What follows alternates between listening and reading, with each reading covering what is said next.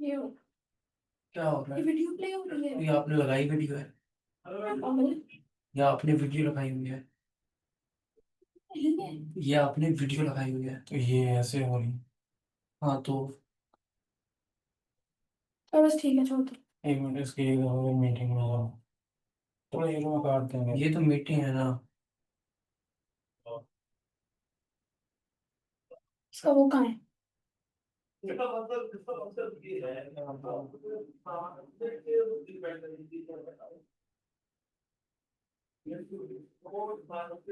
Phone हो रही।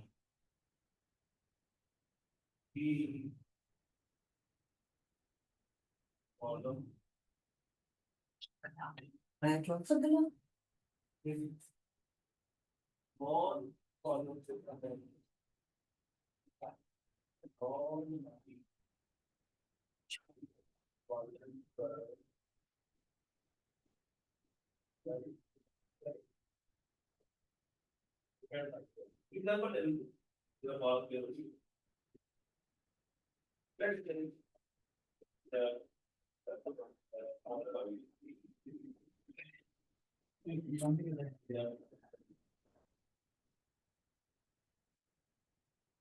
अस्सलाम वालेकुम।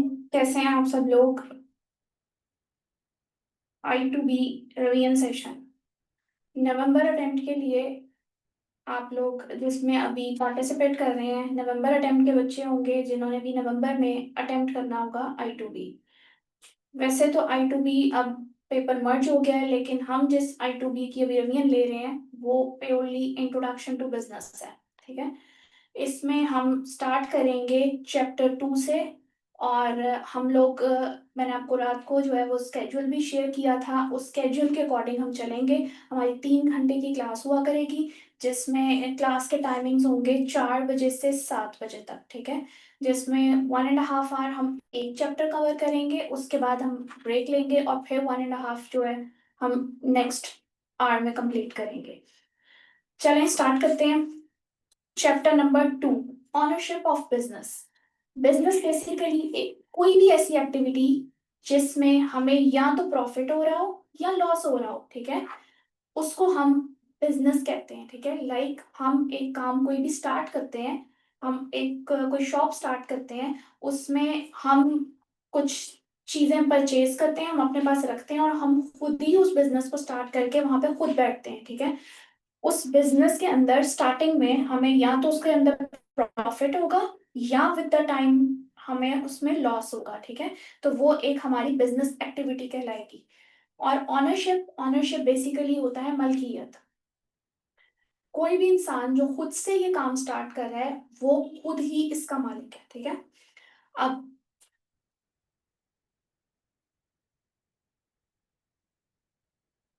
स्टार्ट करते हैं ऑर्गेनाइजेशन ऑफ बिजनेस के साथ। What is organization? Basically organization एक ऐसा प्रोसेस जिसमें हम जो जितनी भी ऑर्गेनाइजेशन के जो प्रोसेसेस होते हैं उसमें हम एक्टिविटीज को डिवाइड कर देते हैं। फॉर एग्जांपल, हम एक कॉलेज है, ठीक है, एक कॉलेज के अंदर हमने एक्टिविटीज डिवाइड की है। टीचर टीच कर रहा है, मैनेजमेंट मैनेजमेंट के काम कर रही है, प्रिंसिपल अपने डिसीजन मेकिंग के प्रोसेसेस को देख रहे हैं। डिफरेंट एक्टिविटीज जो है वो हमने मतलब डिवाइड की हुई है लोगों के दरमियान, जिसको लोग जो हैं वो अपनी अपनी एक्टिविटीज को परफॉर्म कर रहे हैं। ठीक है, जो एक्टिविटीज वो परफॉर्म कर रहे हैं वो एफिशिएंट और अफेक्टिव किस मैनर से होंगी और उसके तरीके से आगे एक प्रॉपर ऑर्गेनाइजेशन का एक सिस्टम चलेगा। उसके लिए अब फॉर एग्जांपल हमने एक कोई भी एक काम है जो हमें अलॉट किया गया है। ठीक है, फॉर एग्जांपल हमारा एक कॉलेज है, कॉलेज के अंदर एक टीचर है। ठीक है, टीचर का काम क्या होगा? टीचर ने आना है, क्लास पढ़ानी है, स्टूडेंट्स के साथ इंटरेक्शन करना है, स्टूडेंट्स को नोट्स वगैरह देने हैं, स्टूडेंट की क्यूरीज को रिजॉल्व करना है, और ये टीचर का काम हो गया। ठीक है, अब अगर टीचर मैनेजमेंट का काम कर रहा होगा और टीचर ग्रुप भी बना रहा होगा, टीचर उसमें चीजें भी शेयर कर रहा होगा, तो वो बेसिकली टीचर का काम नहीं है, ठीक है। वो है मैनेजमेंट की एक्टिविटी। जब टीचर और मैनेजमेंट की एक्टिविटीज जो है वो लेफ्ट मतलब आपस में जो है वो कोलिजन में होंगी, तो उसकी वजह से जो हमारा एक ऑर्गेनाइजेशन का स्ट्रक्चर है वो खराब होगा, ठीक है। तो बेसिकली ऑर्गेनाइजेशन जो है उसको हमने डिवाइड कर देना है डिफरेंट एक्टिविटीज में, यानी कि हर किसी को उसकी एक्टिविटी अलॉट कर दी जाएगी, जिसके तरीके से वो जो है वो उस सिस्टम को एक प्रॉपर इफेक्टिव मैनर में लेके चलेगा, ठीक है। इसकी एग्जांपल हम आगे जाके देखते हैं। अगर दो लोग हैं और दो या दो से ज्यादा लोग हैं, ठीक है, और उनको एक ही जैसा काम दे दिया गया है कि दोनों ने यही काम करना है, ठीक है। इसकी एग्जांपल हम इस तरीके से देखते हैं कि हमारे पास एक एग्जांपल है, ठीक है। उसमें ये है कि तीन दोस्त हैं जिन्होंने जिनको ये काम एक्टिविटी दी गई है कि उन्होंने जंगल में जाना है, ठीक है। और तीन दोस्तों के नाम है तेज रफ्तार, तलवार, टोटका यार, ठीक है। तेज रफ्तार का काम ये है कि उसने जंगल में जाना है, तीनों ने ही जंगल में जाना है, बेसिकली तीनों ने वुड कटिंग भी करनी है, हंटिंग भी करनी है, कुकिंग भी करनी है, ठीक है। तेज रफ्तार, जैसे कि इसके नाम से मतलब जाहिर हो रहा है कि ये थोड़ा स्पीड में होगा, ठीक है। तो ये वुड कटिंग में अंदर लगाएगा 3 आवर्स, हंटिंग में इसने लगाए 2 आवर्स, कुकिंग में इसने लगाए 4 आवर्स, ठीक है।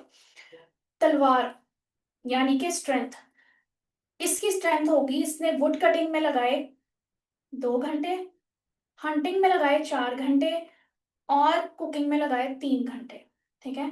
टोटका यार, इसने वुड कटिंग में लगाए 4 घंटे, हंटिंग में लगाए 3, और कुकिंग में लगाए इसने 2 घंटे, ठीक है। अब अगर हम अफेक्टिवली देखें तो तीनों ने एक जैसा ही काम किया, ठीक है। तीनों ने वुड कटिंग भी की, तीनों ने हंटिंग भी की, कुकिंग भी की, ठीक है।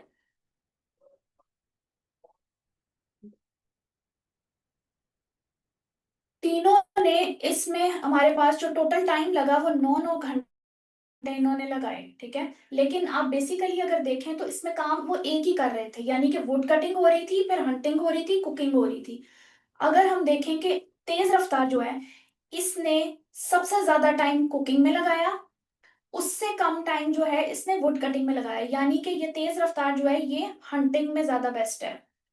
तलवार की तरफ आए तो तलवार जो है उसने 2 घंटे लगाए वुड कटिंग में, 4 घंटे लगाए हंटिंग में, कुकिंग में लगाए इसने 3 घंटे, यानी कि तलवार ने सबसे कम टाइम जिसमें इन्वेस्ट किया और जो उसके लिए इफेक्टिव रहा वो था वुड कटिंग, ठीक है। टोटका यार, टोटका यार ने 4 घंटे लगाए वुड कटिंग में, हंटिंग में 3 घंटे, और कुकिंग में 2 घंटे। अब अफेक्टिवली आप लोग देखें तो तेज रफ्तार की जो बेसिक एक इफेक्टिवनेस या जिससे कह लें कि उसकी एक स्किल नजर आई, हंटिंग में उसके पास कम टाइम लगा, तलवार का लगा वुड कटिंग में, टोटका यार का लगा कुकिंग में। तो यानी कि इफेक्टिव हम देखें तो 2 2 घंटे, अगर हम इनको कहें कि आप लोगों ने जंगल में ही जाना है, तीनों ने ही जाना है, और तीनों ने जाके एक एक काम करना है, यानी कि तीनों ने जाके एक ने वुड कटिंग करनी है, एक ने हंटिंग करनी है, एक ने कुकिंग करनी है। तेज रफ्तार क्या करेगा, तेज रफ्तार हंटिंग करेगा, तलवार जो है वो वुड कटिंग करेगा, जो टोटका यार है वो कुकिंग करेगा। तो इफेक्टिवली 9 घंटे की बजाय जब ये अपने अपना काम, जिस काम में इनकी स्किल्स अच्छी हैं, जैसे जब ये वो करना स्टार्ट हो जाएंगे तो उसमें टाइम कितना लगेगा, 6 आवर्स टोटल। यानी कि उनकी इफेक्टिवनेस, और ये जो हम अभी पीछे देख रहे थे, efficient and effectiveness manner to enable a business, ठीक है, टू अनेबल अ सिस्टम, ये यहाँ पे हम इसकी एग्जांपल के साथ इसको जो है वो कोट कर सकते हैं कि इनकी ये इफेक्टिवनेस और जो एफिशिएंसी है उसको देखते हुए अगर हम इनको 2 2 घंटे अलॉट करें तो 2 2 घंटे यानी कि टोटल 6 घंटे में वही काम जो ये 9 घंटे में पहले कर रहे थे अब ये 6 घंटे में करेंगे। यानी कि ये जो है अपना काम 6 घंटे में करके फ्री होंगे, जबकि काम वही है जो ये अलग अलग कर रहे थे। अब ये अगर इफेक्टिवली करेंगे तो इसमें एक ऑर्गेनाइजेशन के अंदर एक सिस्टम को जो है वो सपोर्ट मिलेगी, ठीक है। यानी कि कम टाइम के अंदर वो एक एफिशिएंट और इफेक्टिव जो है हमें एक आउटपुट दे सकेंगे। फर्दर हम चलते हैं कि बिजनेस ऑर्गेनाइजेशंस जो हैं इनका क्या ऑब्जेक्टिव होता है। ठीक है, अगर हम देखें तो इसमें तीन तरह के बिजनेस ऑर्गेनाइजेशन होते हैं। सबसे पहले सोल ट्रेडर्स, फिर पार्टनरशिप्स, और फिर कंपनीज। बेसिकली इस चैप्टर के अंदर हमने यही तीन चीजें देखनी है। चौथी चीज जो है club and societies. Club and societies को पहले हम डिस्कस कर लेते हैं। उसमें यह है कि हम जैसे फॉर एग्जांपल जिम्स होती हैं या कोई गोल्फ क्लब टाइप चीजें होती हैं। ठीक है, इसमें अक्सर आप लोगों ने नोट किया होगा कि इसमें उनका मेन जो पर्पस होता है ना, वो मेंबरशिप की सब्सक्रिप्शन के ऊपर ये चल रहे होते हैं। ठीक है, कॉमन इंटरेस्ट इनका एक ही होता है, वो होता है कि मेंबर्स की सब्सक्रिप्शन। जैसे ही मेंबर की सब्सक्रिप्शन आ गई, अब उसको क्लब के अंदर जो डिस्काउंट्स मिलेंगे, जो उसको फैसिलिटीज प्रोवाइड की जाएंगी, वो बेसिकली बैक एंड पे उसकी सब्सक्रिप्शन के अगेंस्ट होंगी। ठीक है, तो इसका बेसिक पर्पस ये है कि क्लब एंड सोसाइटीज जो होती हैं वो एक कॉमन इंटरेस्ट के आगे काम कर रही होती हैं, जिसमें उनका पर्पस जो है वो कॉमन इंटरेस्ट एक होता है, और उसके अगेंस्ट वो मेंबरशिप सब्सक्रिप्शंस को जो है वो वहां से जो है वो इनकम जो है वो जनरेट कर रहे होते हैं। ठीक है, सबसे पहले हम डिस्कस करेंगे सोल ट्रेडर्स। उससे भी पहले हम डिस्कस कर लेते हैं टाइप्स ऑफ ऑर्गेनाइजेशन। ऑर्गेनाइजेशन की दो तरह की टाइप्स होती हैं। एक जो है वो public organize not for profit organizations होती हैं, और एक होती हैं बिजनेस ऑर्गेनाइजेशंस। अच्छा, अभी हम जो डिस्कस कर रहे थे वो थे बिजनेस ऑर्गेनाइजेशंस। उसमें ये है कि कमर्शियल और industrial activities with an objective of making profit. Profit के ऑब्जेक्टिव को माइंड में रखते हुए क्या क्या कमर्शियल और इंडस्ट्रियल जो है वो एक्टिविटीज हम परफॉर्म करते हैं। उसमें हम सोल ट्रेडर्स को देखेंगे, पार्टनरशिप्स को देखेंगे, और कंपनीज को देखेंगे। ठीक है, और सेकेंड जो है टाइप वो है non for profit organization. Non for profit organization में दो तरह की ऑर्गेनाइजेशंस आती हैं। एक आती है पब्लिक सेक्टर ऑर्गेनाइजेशंस। उसके अंदर बेसिकली जब भी आप पब्लिक सेक्टर का वर्ड सुनेंगे तो उससे आपकी मुराद होगी गवर्नमेंट। ठीक है, गवर्नमेंट डिपार्टमेंट्स जो हैं वो बेसिकली इसको फंडेड करते हैं। यानी कि आपने पब्लिक सेक्टर के अंदर कोई भी काम करना है तो उसको बेसिकली फंड कौन कर रहा होगा? गवर्नमेंट। और जो नॉन गवर्नमेंट ऑर्गेनाइजेशन होगी, फॉर एग्जांपल आपकी एनजीओज होती हैं, तो उसके अंदर जो है वो एक चैरिटी, वो चैरिटीज वगैरह जो सोर्सेज होते हैं उसके ऊपर चल रही होती हैं।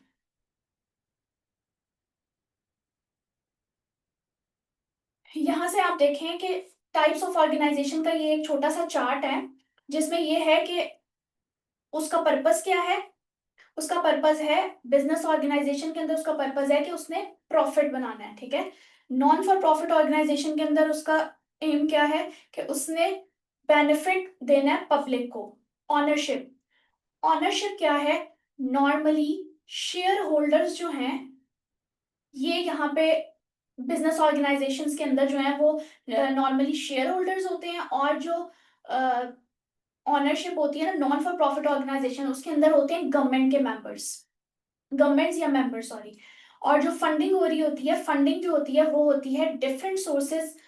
मतलब इसमें आ रहे होते हैं, जब बिजनेस ऑर्गेनाइजेशन की बात करें तो उसमें डिफरेंट सोर्सेज आ रहे होते हैं, जिसमें कुछ शेयर्स आ रहे होते हैं, प्रॉफिट इन्वेस्टमेंट्स आ रही होती हैं, लोन्स आ रहे होते हैं। और जो गवर्नमेंट या मेंबर्स होते हैं उसके अंदर गवर्नमेंट ग्रांट्स आ रही होती हैं, या जो डोनेशंस होती हैं पब्लिक की वो आ रही होती हैं। ठीक है, तो इस अभी तक हमने जो कवर किया वो हमने किया टाइप्स ऑफ ऑर्गेनाइजेशन। आप इस चार्ट से ही इसको याद रख सकते हो के फीचर्स क्या क्या हैं। पर्पस, पर्पस था बिजनेस ऑर्गेनाइजेशन का कि प्रॉफिट बनाना है। ठीक है, नॉन फॉर प्रॉफिट का क्या था कि पब्लिक को बेनिफिट प्रोवाइड करना है।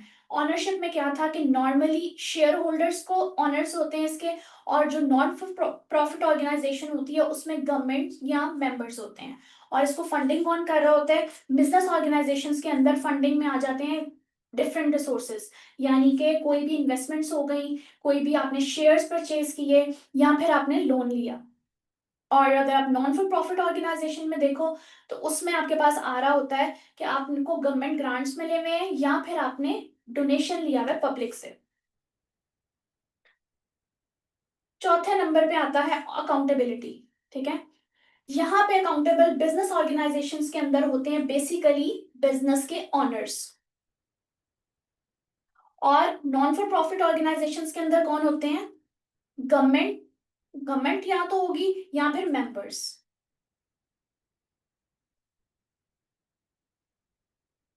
यहाँ पे हमने बिजनेस ऑर्गेनाइजेशन के अंदर ये ऑब्जेक्टिव जो था पहला, सोल ट्रेडर। अब हम सोल ट्रेडर को देखते हैं। Soul trader basically, sole proprietorship क्या होती है? कोई भी ऐसा इंडिविजुअल जो अपना ओन का बिजनेस स्टार्ट करता है with without any legal formalities, ठीक है, and offering the complete control and decision making freedom. यानी कि सोल प्रोप्राइटर जो होता है वो एक ऐसा इंसान होता है जो अपना खुद का बिजनेस स्टार्ट करता है, और अपने खुद के बिजनेस के अंदर उसके पास कोई वो नहीं होता कि उसने किसी से पूछ के उसने कोई डिसीजन लेना है। डिसीजन मेकिंग में वो फ्री है।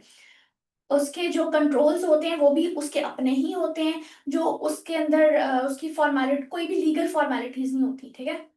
इसके एग्जांपल्स हम लेते हैं। जैसे आपने कोई रेस्टोरेंट्स, लोकल रेस्टोरेंट्स देखे होंगे, ठीक है। कोई भी एक आम इंसान है जिसने एक रेस्टोरेंट स्टार्ट किया है, और उसके अंदर उसने खुद ही रेस्टोरेंट की चीजें वगैरह सारे सेटअप लगा के खुद ही उसको ओन कर रहा है। वहां पे वो खुद बैठ रहा है, और वो उसमें जो भी चीजें एक्टिविटीज हो रही हैं उसके कंट्रोल्स उसके पास हैं। उसने जो भी डिसीजंस लेने हैं वो एट द स्पॉट भी ले सकता है। उसको फुली फ्रीडम है, ठीक है।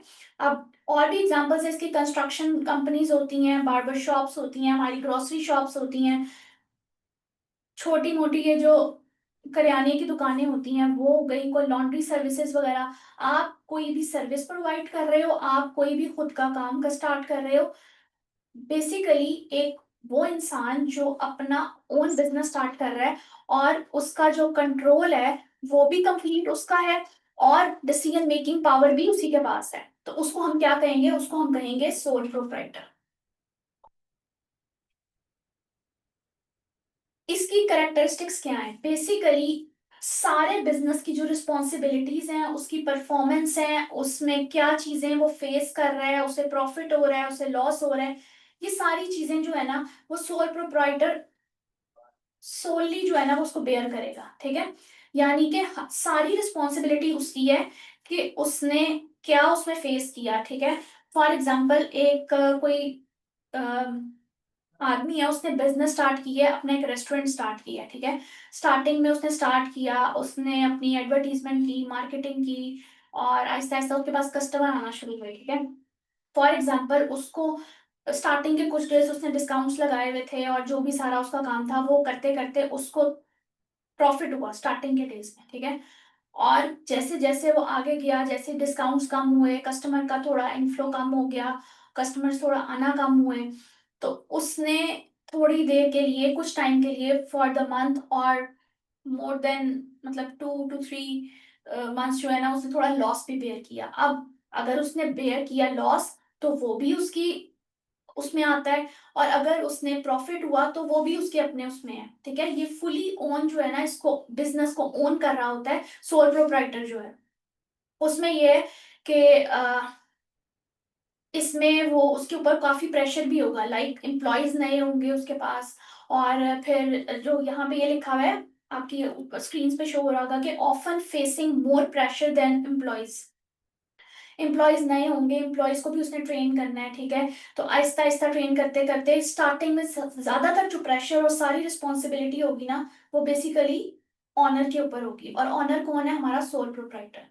अब जैसे ही एक्सपीरियंस की हम बात करें तो उसमें यह है कि यहाँ पे आप एग्जांपल ले सकते हो इंडस्ट्रीज की। इंडस्ट्री में अगर आप देखो ना तो एक सोल प्रोप्राइटर के पास इतना प्रायर एक्सपीरियंस होता है कि वो मार्केट को भी जानता है, वो कस्टमर के बिहेवियर को भी जानता है, तो उसको ये चीजें जो है ना वो थोड़ा फील नहीं हो रही होती हैं। जैसे फॉर एग्जांपल अभी कोई बिल्कुल स्टार्टिंग का है बिजनेस, और उसको कोई नो हाउ नहीं थी, उसने बस सुना, सोचा, उस पर मार्केटिंग की थोड़ी सी, उसने अपना बिजनेस स्टार्ट कर दिया। एक वो बंदा है जो फुली एक्सपीरियंस्ड है, यानी कि उसके पास इंडस्ट्री का फुल ऑन एक्सपीरियंस है। उसने मार्केट की डायनामिक्स को देखा हुआ है, उसको सारा समझा हुआ है, और उसको पता है कि कस्टमर का बिहेवियर क्या है, कस्टमर किस टाइम पे ज्यादा होगा, कम होगा, ये सारी चीजों का उसको एक्सपीरियंस है, ठीक है। तो ये कुछ करेक्टरिस्टिक्स हैं जो सोल प्रोप्राइटर की हैं। अब सोल प्रोप्राइटर में कुछ एडवांटेजेस होते हैं। ऑब्वियसली जहां एडवांटेजेस होंगे वहां डिसएडवांटेजेस भी होंगे। पहले हम एडवांटेजेस को डिस्कस कर लेते हैं। एडवांटेजेस में अगर आप देखो तो सबसे पहली बात है कि अगर उसने कोई काम स्टार्ट किया है तो इजी फॉर्मेशन है। फर्स्ट पॉइंट, इजी फॉर्मेशन, यानी कि उसने सोचा, उसने अपनी एक जो है जगह ली और वहां पे उसने काम स्टार्ट कर दिया, ठीक है। क्विक था, इतना एक्सपेंस भी नहीं लगा उसका, उसने सेटअप बनाया, उसकी थोड़ी बहुत जो भी लीगल रिक्वायरमेंट्स थी उनको कंप्लीट किया और वो अपने बिजनेस पे जो है वो अपनी शॉप पे या रेस्टोरेंट जो भी उसने ओपन किया वहां पे वो बैठ गया। सेकेंड पॉइंट है यहाँ पे सिक्रेसी। सिक्रेसी जो है वो बेसिकली ये है कि मैक्सिमम कॉन्फिडेंशियलिटी होती है, और यहाँ पे जो है ऑपरेटिंग प्लान्स और फाइनेंशियल रिपोर्ट्स को यहाँ यहाँ पे जो है ना उसकी कॉन्फिडेंशियलिटी ये है कि उसने सारी चीजें खुद ही देखनी है, ठीक है। बहुत कॉन्फिडेंशियल ये होता है कि जैसे फॉर एग्जांपल हम पार्टनरशिप में जाते हैं तो वहां पे पार्टनर्स को भी पता होता है कि क्या क्या चीजें चल रही हैं, ठीक है। यहाँ पे एक बंदा फुली फुली ओन कर रहा है, वो खुद ही ऑनर है, उसने खुद ही सारी चीजें देखनी है, तो प्रॉफिट हो रहा है या लॉस हो रहा है, जो भी कॉन्फिडेंशियलिटीज है वो सारी वो ही देख रहा है, ठीक है। प्रॉफिट जो भी आएगा वो सारा ऑब्वियसली सारा उसका है। जब एक उसने काम स्टार्ट किया है उसको उसमें जितना भी प्रॉफिट आ रहा है उसने किसी को तो नहीं देना, ना उसने उसमें से प्रॉफिट शेयर करना है किसी पार्टनर के साथ, ना उसने किसी बाहर के बंदे के साथ शेयर करना है, वो प्रॉफिट सोली उसका ही अपना है, ठीक है। फ्लेक्सिबिलिटी और कंट्रोल। फ्लेक्सिबिलिटी और कंट्रोल का यहाँ पे ये मुराद है कि फॉर एग्जांपल आपने कोई भी डिसीजन लेना है, ठीक है। आपने एम्प्लॉयज हायर किए थे, आपको लगा कि आपके पास एम्प्लॉयज कम है, आपने एम्प्लॉयज और हायर करने हैं, ठीक है, आप कर सकते हो इजीली। आपने अपनी एक एड लगाई, आपके पास सीरीज आई, आपने मोर एम्प्लॉयज को हायर कर लिया, यानी कि डिसीजन मेकिंग जो है वो, ठीक है। हंजिला, हम इसको ना सीक्रेसी को मैं दोबारा समझा देती हूँ। हम इसको ना थोड़ा सा मैं ये टॉपिक खत्म कर लूँ, सॉल्व प्रोप्राइटर के एडवांटेजेस डिसएडवांटेजेस उसके बाद समझाती हूँ।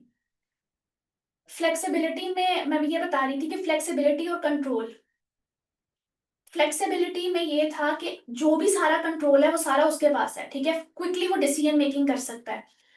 एक बंदा है, उसने अपने एम्प्लॉयज हायर किए थे, ठीक है।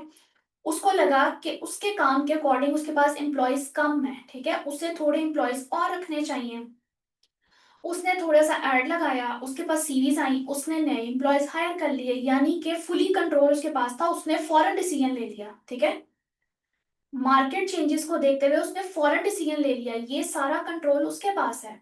वो इजीली इसमें फ्लेक्सिबल है, वो इजीली इसको कंट्रोल भी कर सकता है और वो इजीली इसमें डिसीजन मेकिंग भी कर सकता है।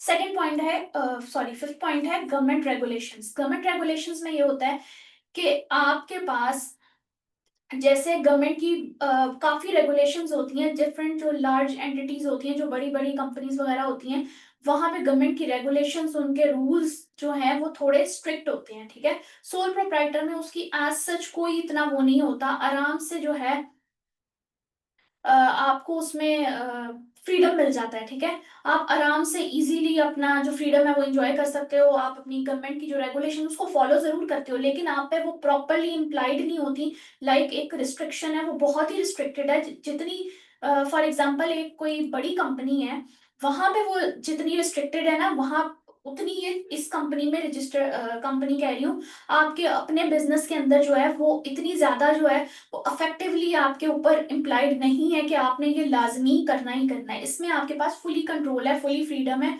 आप चाहो तो उसे फॉलो जरूर करो, लेकिन अगर नहीं भी करोगे तो आपको कोई ये नहीं कहेगा कि आपने इसको फॉलो क्यों नहीं किया। जैसे बड़ी बड़ी कंपनीज होती हैं, वहां पे ये चीज अगर इम्प्लाइड ना हो तो आपसे पूछा जाता है कि भैया आपने इसको क्यों नहीं फॉलो किया, ठीक है। सोल प्रोप्राइटर के अंदर लोअर टैक्सेशन होता है, यानी कि टैक्सेस इसमें भी होते हैं, ये नहीं कि आपने टैक्स पे नहीं करना, प्रॉफिट के ऊपर आपने टैक्स जरूर पे करना होता है, लेकिन बहुत ही मिनिमल सी अमाउंट होती है, ठीक है। तो उसमें इतना कोई वो नहीं होता कि आपने बहुत ज्यादा टैक्स देना है और आपको एक हो कि भाई मैं मुझे इतना टैक्स भी देना है इसके ऊपर, इजी सीन है यहाँ पे। ये होता है कि लोअर टैक्सेशन है, profit tax at individual rates, avoiding the special franchise और कॉर्पोरेट टैक्सेस, ठीक है। इसमें बहुत ही मिनिमल से जो टैक्स के रेट्स हैं वो बस चार्ज होते हैं, ठीक है। और अगर कोई चाहे कि मैं, मेरे पास ये बिजनेस था, मैंने स्टार्ट किया, ठीक है, अब मुझसे इसमें मुझे इसमें प्रॉब्लम आ रही है, मुझे लॉस हो रहे हैं, या जो भी सारा सिनेरियो है, तो वो अब इसको आगे फर्दर कंटिन्यू नहीं करना चाह रहा, ठीक है। अगर वो फर्दर कंटिन्यू नहीं करना चाह रहा तो not a big issue, easy है रेजोल्यूशन, ठीक है। जितनी इजी थी फॉर्मेशन उतनी ही इजी है इसको डिसॉल्व करना। सिंपली आपको किसी पार्टनर के पास, आपका कोई पार्टनर तो है नहीं, यानी कि कोई को ओनर तो आपका है नहीं, ठीक है। तो इजीली अपने फाइनेंशियल ऑब्लिगेशंस को देखते हुए आप इसको इजीली जो है वो डिसॉल्व कर सकते हो। इसके बाद आता है डिसएडवांटेजेस। डिसएडवांटेजेस में हमारे पास आता है कि सोल प्रोप्राइटर जो होता है उसकी लाइबिलिटी जो होती है वो अनलिमिटेड होती है, ठीक है। यानी कि आप, लाइबिलिटी जो है वो basically, sole proprietors face the unlimited liability, risking the personal assets to settle the business debts, ठीक है। अब उसमें ये होता है कि आपका जो बिजनेस होता है, फॉर एग्जाम्पल आपको कोई लॉस हुआ, ठीक है, और लॉस जो है, जो आपका बिजनेस है और आप बेसिकली जो हमारे सोल प्रोप्राइटर्स होते हैं वो एक मतलब होते हैं, उसमें ये है कि आपका अगर बिजनेस में कोई लॉस हो रहा है तो वो अलग अलग नहीं देना आपने, ठीक है, वो एक ही है, वो आपने अनलिमिटेड लाइबिलिटी है, आपने इसके ऊपर आपको पर्सनल एसेट से आप जैसे भी करके रिस्क है या जो भी है आपने इसको सेटल करते हुए अपने जो लाइबिलिटी है उसके अंदर रहना है, यानी कि अनलिमिटेड लाइबिलिटी है। फंड रेजिंग चैलेंजेस होते हैं। अच्छा, फंड्स रेज करने में डिफिकल्टीज आती हैं, ठीक है। यहाँ पे आपके जितने भी इंडिविजुअल फंड्स होंगे, यानी कि जो आपके पर्सनल फंड्स होंगे, आपने कोई लोन लिए होंगे अपने बिजनेस को स्टार्ट करके, या जो भी आपने कॉन्ट्रीब्यूशंस किए होंगी, जो भी आपने किया होगा, ठीक है, ये आपको चैलेंजेस आएंगे। थर्ड चीज है लिमिटेड स्किल्स। अब आपने अपना काम स्टार्ट किया, ठीक है, आपके पास बहुत ज्यादा स्किल्स नहीं थी, आपके पास लिमिटेड स्किल्स थी, उन्हीं स्किल्स के साथ आपने बिजनेस स्टार्ट कर दिया, ठीक है। आपको इतनी ज्यादा नो हाउ नहीं थी, आपको किसी एक डिपार्टमेंट का पता था, मैनेजमेंट का पता था, आपको मार्केटिंग, फाइनेंस और इस तरह के प्रोडक्शन, इस तरह के डिफरेंट डिपार्टमेंट्स का नहीं इतना नो हाउ थी, ठीक है। तो आपके पास स्किल्स लिमिटेड होते हैं इसमें। लिमिटेड स्किल्स से मतलब ये है कि आप ज्यादातर इसमें अनलिमिटेड स्किल्स नहीं होती, यानी कि आपको कहे ना कोई कि ये आपका डिपार्टमेंट है, यानी कि आप मैनेजमेंट में काम कर रहे हो, कोई कहे कि आप इसकी मार्केटिंग, फाइनेंस और जो इसकी बाकी प्रोडक्शन वगैरह के डिपार्टमेंट, फॉर एग्जांपल इसकी हम एग्जांपल ले लेते हैं कि अगर कोई एक फैक्ट्री है, ठीक है, उसके अंदर मार्केटिंग भी उसकी हो रही होगी ना, जो चीज वो मैन्युफैक्चर कर रहे हैं उसकी मार्केटिंग भी होगी, उसके अंदर अकाउंट्स डिपार्टमेंट भी होगा, उसके अंदर प्रोडक्शन डिपार्टमेंट भी होगा, और ऑब्वियसली उसको मैनेज करने के लिए एक एडमिन डिपार्टमेंट भी होगा। अब अगर एक सोल प्रोप्राइटर जो है वो एडमिन मैनेजर है, ठीक है, और वो बाकी काम के लिए ऑब्वियसली उसकी इतनी ज्यादा अनलिमिटेड स्किल्स नहीं है कि वो उसके लिए बाकी लोगों को जो है वो हायर करे, उसने खुद से कर सके, तो उसने इस काम के लिए बाकी लोगों को हायर किया होगा, या बाकी लोगों को कमांड दी होगी कि ये काम इसके लिए ये पर्सन जो है वो अपॉइंटेड है। इसको हम आगे जाके थोड़ा डिटेल में पढ़ेंगे, तो वहां पे आपको इसको ज्यादा अच्छा समझ आ जाएगी। लैक ऑफ कॉन्टिन्यूटी, यहाँ पे ये है कि एबिलिटी जो उसकी लैक होता है ना, कि अगर एक पर्सन है, ठीक है, और वो नहीं करना चाह रहा, मतलब उसका बीमार हो गया, एक ऑनर था वो बीमार हो गया, ठीक है, फॉर एग्जाम्पल वो काम करता था, नॉर्मल आता था, अपनी शॉप पे बैठता था, और कुछ टाइम से वो नहीं आ रहा, ठीक है, due to some health issues या जो भी कोई इलनेस है उसे वो नहीं आ रहा, ठीक है। तो यहाँ पे ये होगा कि अगर जैसे पार्टनर्स होते हैं, पार्टनरशिप में और कंपनी में ये होता है कि अगर एक पार्टनर नहीं आया तो आप दूसरे पार्टनर से मतलब हो जाता है, वो काम देख लेते हैं, अगर दूसरा पार्टनर नहीं है तो मतलब और लोग देख लेते हैं, और अब कंपनीज में ये होता है कि दो से ज्यादा लोग होते हैं, तो वो एक नहीं तो दूसरा, दूसरा नहीं तो तीसरा कोई भी देख लेता है। अब सोल प्रोप्राइटर के अंदर ये लैक ऑफ कॉन्टिन्यूटी क्यों आएगी कि फॉर एग्जाम्पल अगर ऑनर था वो ज्यादा बीमार हो गया, ठीक है, और वो बिल्कुल ही अपने काम की तरफ नहीं आ पा रहा, तो ये एक लैक है, और इसको जो है ऑनर को फेस करना पड़ेगा, ठीक है। तो ये एक इसका एक कहना कहने में ये आएगा कि ये एक इसका बिग जो है वो डिसएडवांटेज है, कि अगर एक बंदा बीमार हो गया, ऑनर था, सोल प्रोप्राइटर में ये सबसे बड़ा डिसएडवांटेज है कि एक ही बंदा है, उसी के पास सारा कंट्रोल है, अगर वो नहीं आ रहा तो मतलब आपके काम सारे जो हैं वो रुक जाएंगे। और जब तक वो फिर उसकी इलनेस या उसकी हेल्थ इश्यूज रहेंगे तब तक वो काम एज इट इज वहां पे पेंडिंग ही रहेगा। इसकी वजह से उसको लॉस भी होगा। Employees recruitment. अच्छा, यहाँ पे ये है कि challenges in attracting the qualified employees due to limited wages benefits advancement and opportunities. Employees की रिक्रूटमेंट के हवाले से, क्योंकि उसकी जो स्किल है वो हम अभी पहले देख रहे थे कि वो लिमिटेड है, ठीक है। तो एम्प्लॉय की रिक्रूटमेंट में भी उसको ये इश्यूज आएंगे कि वो क्वालिफाइड एम्प्लॉयज को एक जो है वो अट्रैक्शन या वो चीज नहीं दे पाएगा जितनी उनको बाकी, यानी कि आप पार्टनरशिप में देखो वहां पे भी रिक्रूटमेंट हो रही होती है, कंपनीज में रिक्रूटमेंट्स हो रही होती हैं, तो ये वहां पे इतनी ज्यादा जो है ना वो नहीं दे पाएगा जितना के पार्टनरशिप में या कंपनीज में होता है। Taxation complexity. अच्छा, यहाँ पे टैक्स एडवांटेजेस में very based on the income and corporate tax rating or influences the decisions to incorporate. अच्छा, टैक्स की कॉम्प्लेक्सिटी जो है वो से आ सकती है ऑब्वियसली। उसने एक बहुत मिनिमल सा टैक्स जो है वो पे किया होगा, जैसे कि हम यहाँ पे देख रहे थे अभी। इसमें लोअर टैक्स जो है वो प्रॉफिट्स की बेस पे इतना होगा कि वो दे सकेगा।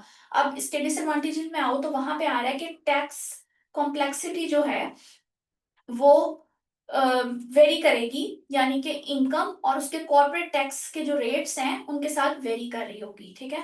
और यहाँ पे जो है वो डिसीजन में भी चेंजेस आ सकते हैं। अच्छा, अब बेसिकली सोल प्रोप्राइटर का कंक्लूजन क्या है? Sole proprietor offers simplicity, control, quick setup with challenges like unlimited liability, difficulty in fundraising और proprietor skills, experience and ability, ठीक है। अब बेसिकली इसमें क्या लिखा हुआ है कि सोल प्रोप्राइटर जो है ना वो ऑफर करता है एक सिंप्लिसिटी, मतलब इजी है, इजी फॉर्मेशन है।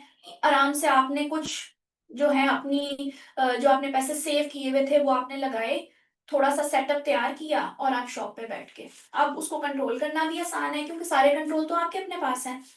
इजीली आपने सेटअप कर लिया। अब आपको चैलेंजेस क्या क्या आए उसमें? लिमिटेड अनलिमिटेड लाइबिलिटी थी, ठीक है। डिफिकल्टी आई आपको फंड रेज करने में।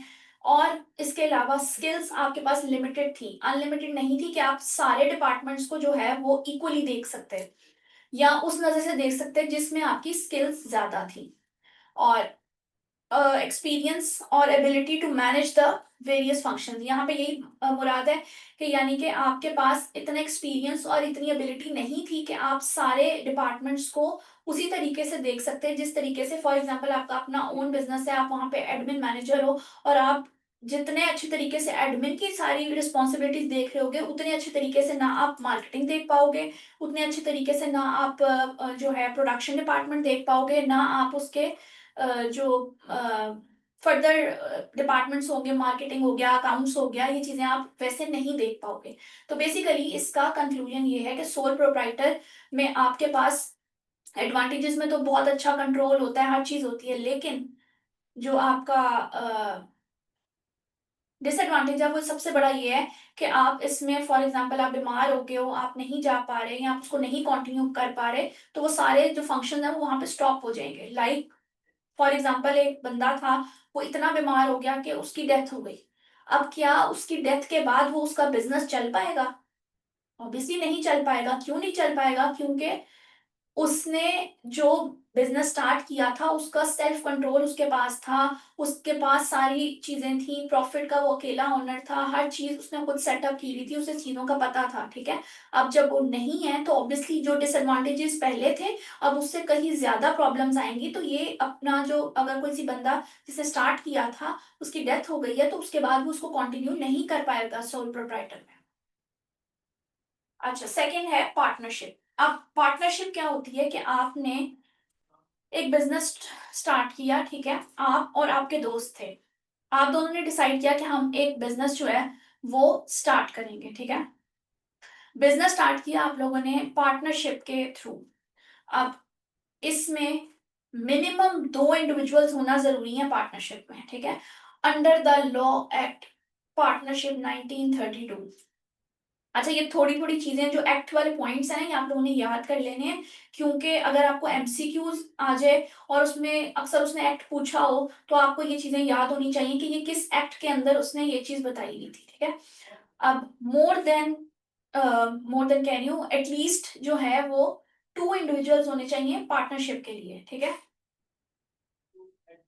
पार्टनरशिप की कितनी टाइप्स होती हैं? 3। फर्स्ट टाइप है जनरल पार्टनरशिप। जनरल पार्टनरशिप में ये होता है कि कंप्लीट शेयरिंग होती है बिजनेस मैनेजमेंट की with unlimited liability for debts, ठीक है। अनलिमिटेड लाइबिलिटी वही जो हमने लास्ट टाइम अभी पीछे पढ़ी है। लिमिटेड पार्टनरशिप में क्या होता है? At least one general partner with unlimited liability, यानी कि एक पार्टनर की अनलिमिटेड लाइबिलिटी हो और बाकी पार्टनर्स की बेशक जो है वो लिमिटेड लाइबिलिटी हो, टू रिस्ट्रिक्ट देयर इन्वेस्टमेंट, ठीक है। तीसरी चीज है लिमिटेड लाइबिलिटी पार्टनरशिप, यानी कि LLP, similar to the general partnership with partners not responsible for business debts and liabilities.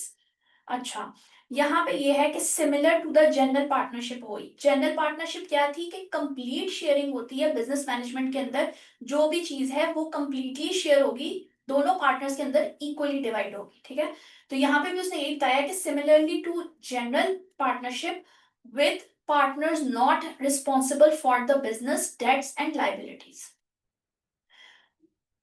उन पार्टनर्स, वो वाले पार्टनर्स जो है वो इसके लिए रिस्पॉन्सिबल नहीं होंगे जो इसमें लिमिटेड लाइबिलिटी में नहीं आते। एक पार्टनर की एटलीस्ट अनलिमिटेड लाइबिलिटी होनी जरूरी है। अच्छा, यहाँ पे फॉर्मेशन एग्रीमेंट में क्या है? पार्टनर्स एग्री ओरली और ideally in written on profit and loss sharing. ये जैसे हमारे एग्रीमेंट्स वगैरह होते हैं, फॉर एग्जांपल हमारे एक एग्रीमेंट आता है, उसमें लिखा होता है कि आपने एक पार्टनरशिप पे बिजनेस स्टार्ट किया है, उसका एक प्रॉपर कॉन्ट्रैक्ट होता है, उसमें लिखा होता है ओरली आपने किया हो या मोस्टली जो है वो रिटर्न होता है, ठीक है। उसमें लिखा होता है कि अगर प्रॉफिट होगा तो वो दोनों में शेयर होगा, अगर लॉस होगा तो वो दोनों में शेयर होगा। A written partnership agreement outlines the terms, conditions, purpose, contribution, responsibilities and compensation। यानी कि कंडीशंस, जो भी सारी टर्म्स एंड कंडीशंस होंगी वो फॉलो सारे पार्टनर्स करेंगे। पर्पस क्या है? जो भी आपने एक बिजनेस स्टार्ट किया उसका जो भी पर्पस है, उसके अंदर दोनों पार्टनर्स, दो या जितने जो भी पार्टनरशिप है उसमें जितने भी लोग हैं वो सारे इस पार्टनर एग्रीमेंट के अंदर जो है वो बाउंड होंगे, कॉन्ट्रीब्यूशंस के लिए रिस्पॉन्सिबल होंगे, कंपनसेशन के लिए। यानी कि फॉर एग्जांपल कंपनसेशन से मुराद यहाँ पे ये है कि अगर फॉर एग्जांपल आपको पार्टनरशिप में लॉस हो गया है, ठीक है, तो अगर कंपनसेशन करनी है तो दो लोग हैं तो दोनों ही कंपनसेट करेंगे। ये नहीं कि एक पार्टनर विद अनलिमिटेड लाइबिलिटी जो है वो करेगा और दूसरा जो है वो नहीं करेगा, ये दोनों इक्वली ही कंपनसेट करेंगे। अब इसके एडवांटेजेस देखते हैं। अच्छा, जैसे इजी ऑफ फॉर्मेशन थी सोल प्रोप्राइटर की, वैसे ही इजी फॉर्मेशन है इसकी पार्टनरशिप की, ठीक है। पार्टनरशिप में इजी फॉर्मेशन होती है, आराम से आपका सिंपल सा सेटअप जो है वो एक पार्टनरशिप एग्रीमेंट के तहत जो है वो बन जाता है, और उसमें कॉम्प्लेक्स रूल्स और वो जो होती हैं कॉर्पोरेशन और ये सारे रेगुलेशन वगैरह वो as such in comparison of companies बहुत ही कम होती हैं, ठीक है। फंड रेजिंग अवेलेबिलिटी जो है, partners combine their talent and funds making it easier to raise the capital for operations and expansion.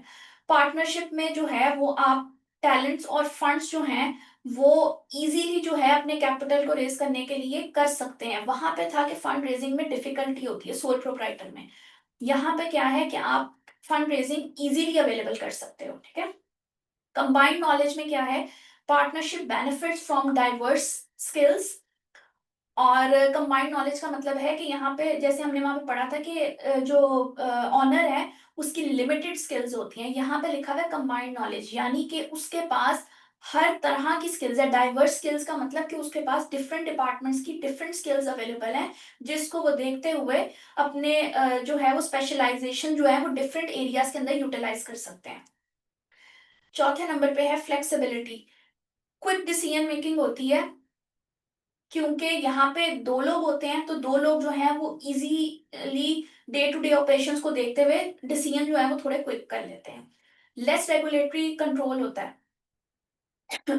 Less regulatory control का मतलब है कि कुछ कंट्रोल्स जो हैं वो यहाँ पे रूल्स एंड रेगुलेशन जो है वो किसी लिमिट तक होते हैं, मतलब बहुत ज्यादा रेगुलेटरी कंट्रोल्स जो हैं वो नहीं होते इसमें, लेस होते हैं। इजी होता है आपके लिए, आप फोकस कर सकते हो अपने लॉज पे, रेगुलेशंस पे, इंडस्ट्री स्पेसिफिक जो भी लॉज होते हैं उन पे फोकस कर सकते हो। और अपने जो रेगुलेटरी कंट्रोल्स होते हैं उनको कॉरपोरेशन से कम लेवल पे जो है वो रेगुलेट कर सकते हो। उसके बाद आता है पार्टनरशिप। पार्टनरशिप में क्या है, इसमें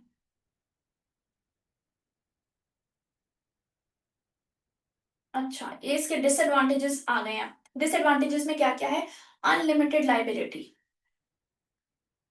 Unlimited liability, general partners face unlimited liability risk, personal assets of the business debts, liability, partnerships are optional to mitigate it। अच्छा, यहाँ पे ये होता है कि इसका ये डिसएडवांटेज है कि अगर आपके पास अनलिमिटेड लाइबिलिटी है, क्योंकि यहाँ पे आपके पास लिमिटेड लाइबिलिटी होनी चाहिए ऑप्शन को मिटिगेट करने के लिए। प्रॉफिट शेयरिंग की वजह से जो है उसको पार्टनर्स को आपस में चैलेंजेस आ सकते हैं, कॉन्ट्रीब्यूशंस वेरी कर सकती हैं, और जो है डिफरेंस इन ओपिनियन, यानी कि आपने एक डिसीजन लेना था, उस डिसीजन के अंदर एक पार्टनर ने कुछ और कहा, दूसरे पार्टनर ने कुछ और कहा, आपकी डाइवर्सिटी आ गई है, यानी कि दो पार्टनर्स दो डिफरेंट ओपिनियंस दे रहे हैं। तो यहाँ पे आपको जो है बिजनेस जो डिसीजंस आपने लेने होंगे वहां पे थोड़ा सा जो है वो लैक आ सकता है। आ सकता नहीं बल्कि आता है। वो इसलिए आता है क्योंकि ये डिफरेंस होगा जब ऑब्वियसली दो लोग हैं, तो दोनों की अपनी अपनी ओपिनियंस होंगी, ऑब्वियसली दोनों की एक ओपिनियन तो हो नहीं सकती, हर इंसान की एक अलग ओपिनियन होती है। तो यहाँ पे डाइवर्सिटी ऑफ ओपिनियन जो है वो आएगा, डिसीजन मेकिंग को ये अफेक्ट करेगा। Resolution changes. Partnership easy formation थी, ठीक है, लेकिन जब आपने इसको डिसॉल्व करना है तो ये थोड़ा सा कॉम्प्लेक्स है, क्योंकि इसमें आपके शेयर वैल्यू, जो आप अगर एक पार्टनर छोड़ रहा है या एक पार्टनर डिसॉल्व करना चाह रहा है तो उसकी जो ट्रांसफर गाइडेंस है वो, और जो उनके सारे एग्रीमेंट्स हुए हुए थे बाइंग और सेलिंग के, वो सारी चीजें जो है वो अफेक्ट होंगी, जिसकी वजह से डेजोल्यूशन जो है वो थोड़ी कॉम्प्लेक्स हो जाएगी यहाँ पे। इसके बाद हम देखते हैं कंपनी। कंपनी में सबसे पहले हम देखते हैं सोल ट्रेडर। फीचर्स क्या क्या है कंपनी की। फीचर्स हैं कि इंडिविजुअल जो है वो अपना ओन का बिजनेस कर रहा है, सोल ट्रेडर में हमने यही पढ़ा है। उस पे लॉ जो है उसको और उसके बिजनेस को सेपरेट रेकग्नाइज नहीं करता, वो उसको एक ही रेकग्नाइज करता है, ठीक है। पर्सनली लायबल होता है अपने डेट्स के लिए, जो उसने बिजनेस में जो भी चीजें सारी लगाई थी उसके लिए वो पर्सनली लायबल होता है। पार्टनरशिप में क्या होता है, पार्टनरशिप के अंदर इंडिविजुअल मतलब दो ही होंगे, ऑब्वियसली मिनिमम दो होते हैं जो अपने इस बिजनेस को रन कर रहे होते हैं। पार्टनरशिप जो है वो by person is not recognised as a person by law, ठीक है। पार्टनरशिप जो है जैसे उसमें एक पर्सन जो है वो रिकग्नाइज सेपरेट नहीं हो रहा, इसी तरह पार्टनरशिप के अंदर भी एक सिंगल पर्सन बाय लॉ जो है वो रिकग्नाइज नहीं होगा। पार्टनर्स जो हैं वो पर्सनली लायबल होते हैं, जॉइंटली आपने उनकी जो भी पार्टनरशिप के अंदर एग्रीमेंट के अंदर चीजें जो हैं वो मेंशन होती हैं या जो एग्रीमेंट के अंदर लिखी गई होती हैं उसके लिए वो जॉइंटली लायबल होते हैं, यानी कि दोनों अगर दो पार्टनर्स हैं तो दोनों की इक्वल रिस्पॉन्सिबिलिटीज हैं, अगर उसमें कोई प्रॉफिट है तो दोनों का प्रॉफिट है, अगर कोई लॉस है तो दोनों का लॉस है। तो यहाँ पे इस पॉइंट का ये मतलब है। इसके बाद हम देखते हैं companies. What is company. Company, पहले हमने देखा सोल ट्रेडर, उसके बाद हमने देखा पार्टनर, तीसरी चीज है company. Features of company. Capital of a company represented by shares. Company जब भी बनेगी उसको रिप्रेजेंट करेंगे शेयर्स। शेयर होल्डर्स इसके ओनर्स होंगे, ऑर्डिनरी वो भी, ठीक है। और ये कंपनीज एक्ट 2017 के एक्ट में जो है वो प्रोसेस होगा, ठीक है। प्रोसेस वहां से क्रिएट हुआ था बेसिकली, कंपनीज एक्ट 2017, ठीक है। और कंपनी एक ऐसा legal person separate from its owners, doctrine of corporate personality, ठीक है। कंपनी एक ऐसा लीगल पर्सन है जो ऑनर्स से सेपरेट है, यानी कि उसकी जो है कॉर्पोरेट पर्सनालिटी वो एक सेपरेट है फ्रॉम इट्स ऑनर्स। और companies are manage by directors. Basically companies जो मैनेज कर रहे होते हैं वो डायरेक्टर्स कर रहे होते हैं। Distinguishing features of company. अच्छा, यहाँ पे हम करेंगे दो तीन तरह की कंपनीज को हम देखेंगे। Separate legal personality. Separate legal personality क्या होती है? Companies can enter into contracts with other persons, यानी कि एक कॉन्ट्रैक्ट है, उस कॉन्ट्रैक्ट के थ्रू आपने अदर पर्सन के साथ जो है वो एक कॉन्ट्रैक्ट जो है उसमें एंटर होना है। उसके बाद company own its own assets, यानी कि जो कंपनी के एसेट्स हैं वो सिर्फ कंपनी के ही हैं। ये नहीं कि उसमें कोई पर्सन इन्वॉल्व होगा। इसमें पर्सन एक डिफरेंट आइडेंटिटी है और कंपनी एक डिफरेंट है। इज पर्सनली लायबल टू पे the tax on it's income. ठीक है, a company is personally liable to pay the tax on its income। Company जो है वो सोली लायबल होगी टैक्स पे करने के, यानी कि जो प्रॉफिट्स के ऊपर जो भी सारा टैक्स होगा उसको लायबल होगी कंपनी पर्सनली। अच्छा, लिमिटेड लाइबिलिटी की बात करते हैं तो लिमिटेड लाइबिलिटी में क्या होता है कि जो ऑनर्स हैं वो लिमिटेड अमाउंट जो है वो इन्वेस्ट कर सकते हैं, यानी कि यहाँ पे जो लिखा हुआ है आपके पास आ रहा होगा, limited to the amount of the investment in the company. Owners of a company for the debts of the company is limited to amount of their investment in the company। ठीक है, लिमिटेड अमाउंट, यहाँ पे जो major point है वो क्या है? Limited to the amount in the investment in the company. Transfer of ownership and perpetual succession. अच्छा, परपेचुअल सक्सेशन क्या होती है? बेसिकली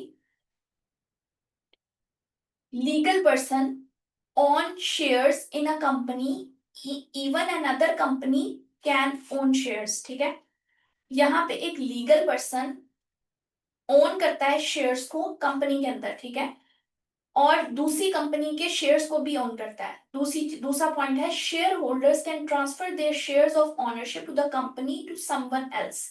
अच्छा, शेयर होल्डर्स के जो शेयर्स होंगे वो भी ट्रांसफर हो सकेंगे। तीसरे नंबर पे है कि it does not affect the legal status and legal existence of the company, यानी कि इसकी कोई लीगल जो स्टेटस है उस वो अफेक्ट नहीं होगा। यानी कि परपेचुअल सक्सेशन के अंदर ट्रांसफरशिप, जब ओनरशिप जो है वो ट्रांसफर हो रही होती है तो उसका लीगल स्टेटस पे या लीगल एग्जिस्टेंस के ऊपर कंपनी की कोई इफेक्ट नहीं आएगा। Company continue to exit unaffected by changes, यानी कि अगर कंपनी की ओनरशिप जो है वो चेंज भी हो रही है या ट्रांसफर हो रही है किसी अदर पर्सन को, इससे कंपनी को कोई फर्क नहीं पड़ेगा। इसमें हमारे पास कंपनी की दो टाइप्स होती हैं। ठीक है, एक होती है प्राइवेट कंपनी। अब सबसे पहले हम प्राइवेट कंपनी को ही देख लेते हैं। प्राइवेट कंपनी होती है उसमें दो तरह, एक कंपनी आती है सिंगल मेंबर कंपनी, यानी कि एक सिंगल मेंबर है जो कि उस कंपनी का डायरेक्टर है। ठीक है, in other companies SMC private limited, यानी कि single member company limited is added to the name. इसमें इस कंपनी के अंदर उस कंपनी के जो नेम है उसके साथ सिंगल एसएमसी प्राइवेट लिमिटेड जो है वो ऐड किया जाएगा। अदर प्राइवेट कंपनीज कौन सी होती हैं जिसमें मैक्सिमम नंबर ऑफ मेंबर्स जो हैं वो 50 jointly hold the shares shall be counted as one, यानी कि 50 मेंबर्स के जो शेयर्स हैं वो जॉइंटली काउंट होंगे one. Right to transfer the shares by its members. Right to transfer the shares by its members save as otherwise provided in act, यानी कि companies act के अकॉर्डिंग जो right to transfer the shares है members को वो act के according होगा। ठीक है, और invitation of subscriptions to general public for its debentures और रिडीमेबल कैपिटल। अच्छा, ये इनविटेशन ऑफ सब्सक्रिप्शन, इनविटेशन होगी, सब्सक्रिप्शन होती है जैसे बेसिकली आपने एक जिम की सब्सक्रिप्शन ली होती है या कुछ लोगों ने किसी क्लब वगैरह की सब्सक्रिप्शन ली होती है, तो यहाँ पे जो जनरल पब्लिक के शेयर्स या डिबेंचर्स होंगे वो इनविटेशन होगी सब्सक्रिप्शन की। ठीक है, लिमिटेड कंपनीज और corporations, basically stock holders, directors और मैनेजमेंट। सॉरी, स्टॉक होल्डर्स क्या होते हैं? स्टॉक होल्डर्स बेसिकली ऑनर्स होते हैं, honours of the corporation stock held, holding the stock of shares, यानी कि जो शेयर्स का स्टॉक होता है उसको होल्ड किया होता है जिन्होंने, उनको बेसिकली स्टॉक होल्डर्स कहते हैं। और उनके पास राइट होता है डिविडेंड, ऑनरशिप ट्रांसफर और वोटिंग, ठीक है। तो ये होते हैं स्टॉक होल्डर्स। डायरेक्टर्स कौन होते हैं? डायरेक्टर्स बेसिकली स्टॉक होल्डर्स इनको इलेक्ट करते हैं टू गवर्न द कॉर्पोरेशन, यानी कि ये इलेक्टेड होते हैं, इनको इलेक्ट किया होता है स्टॉक होल्डर ने। स्टॉक होल्डर्स वो लोग हैं जो ऑनर्स होते हैं, और ऑनर्स ने अपने काम के लिए स्टेक होल्डर्स ने इलेक्ट किया होता है डायरेक्टर्स को, ठीक है। तो डायरेक्टर्स बेसिकली कंपनी जो रन कर रहे होते हैं वो डायरेक्टर्स कर रहे होते हैं, तो वो क्या काम करते हैं? सेट गोल्स और ओवरसी ऑपरेशंस। उसके बाद तीसरी चीज है मैनेजमेंट। कॉर्पोरेट ऑफिसर, सीईओज या जो सीएफओज होते हैं, hired by board, responsible for achieving the corporate goals. अच्छा, यहाँ पे मैनेजमेंट का क्या काम होता है? कॉर्पोरेट ऑफिसर्स जो हम सीईओज या कंपनीज में सीएफओज वगैरह होते हैं, उनकी क्या रिस्पॉन्सिबिलिटी होती है? कॉर्पोरेट के गोल्स को अचीव करना।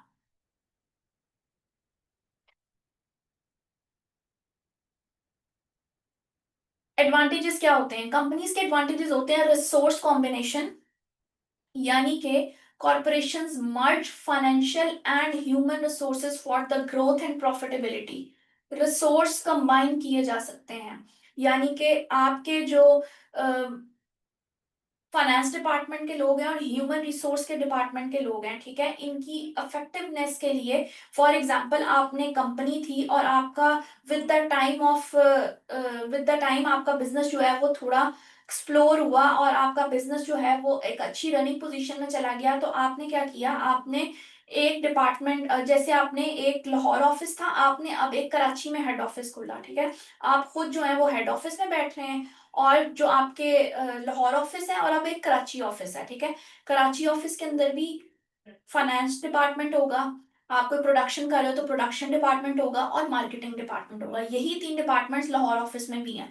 अब रिसोर्स कंबाइन करने का मतलब है कि आप लाहौर ऑफिस वाले भी मार्केटिंग, फाइनेंसिंग और प्रोडक्शन डिपार्टमेंट में काम कर रहे होंगे, इनके ऊपर भी एक एक डायरेक्टर होगा। और जो है आप जो कराची ऑफिस है वहां पे भी ऐसे ही होगा, ठीक है। तो इनकी जो एबिलिटीज होती हैं, रिसोर्सेज होते हैं, इनको कंबाइन करने के लिए आपने एक मर्ज फाइनेंशियल और रिसोर्स जो है वो प्रॉफिटेबिलिटी के लिए एक जो है उसको कंबाइन करती है कि आपके जो फाइनेंशियल और ह्यूमन रिसोर्सेज हैं वो आपकी ग्रोथ के लिए और प्रॉफिटेबिलिटी के लिए आपने अपने रिसोर्सेज को जो है वो कंबाइन करती है। लिमिटेड लाइबिलिटी होती है, यानी कि ऑनर्स की लिमिटेड लाइबिलिटी होना एक अच्छा साइन है, क्योंकि उनकी जो अमाउंट स्टॉक में पड़ी है वो प्रोटेक्ट रहती है, यानी कि उनके पर्सनल एसेट्स जो हैं वो इसमें इन्वॉल्व नहीं होते। ऑनरशिप ट्रांसफर, ऑनरशिप जो है वो इजीली ट्रांसफर हो जाती है, इससे कंपनी को कोई फर्क नहीं पड़ता अगर आपकी ऑनरशिप जो है वो ट्रांसफर हो रही है, और इजीली शेयर जो है वो भी सेल हो जाते हैं। अनलिमिटेड लाइफ, अनलिमिटेड लाइफ में है कि corporations have unlimited life unaffected bye honours changes and withdrawals, यानी कि अनलिमिटेड लाइफ होती है कॉर्पोरेशंस में। ऑनर्स की अनअफेक्टेडनेस, कोई विड्रॉल कर रहा है, कोई भी उसमें कोई चेंजेस कर रहा है, तो उससे जो है ना कोई उसकी लाइफ में कोई चेंज वगैरह नहीं आ ऐसा चाह रहा था। टैक्स की जो डिडक्शंस हैं,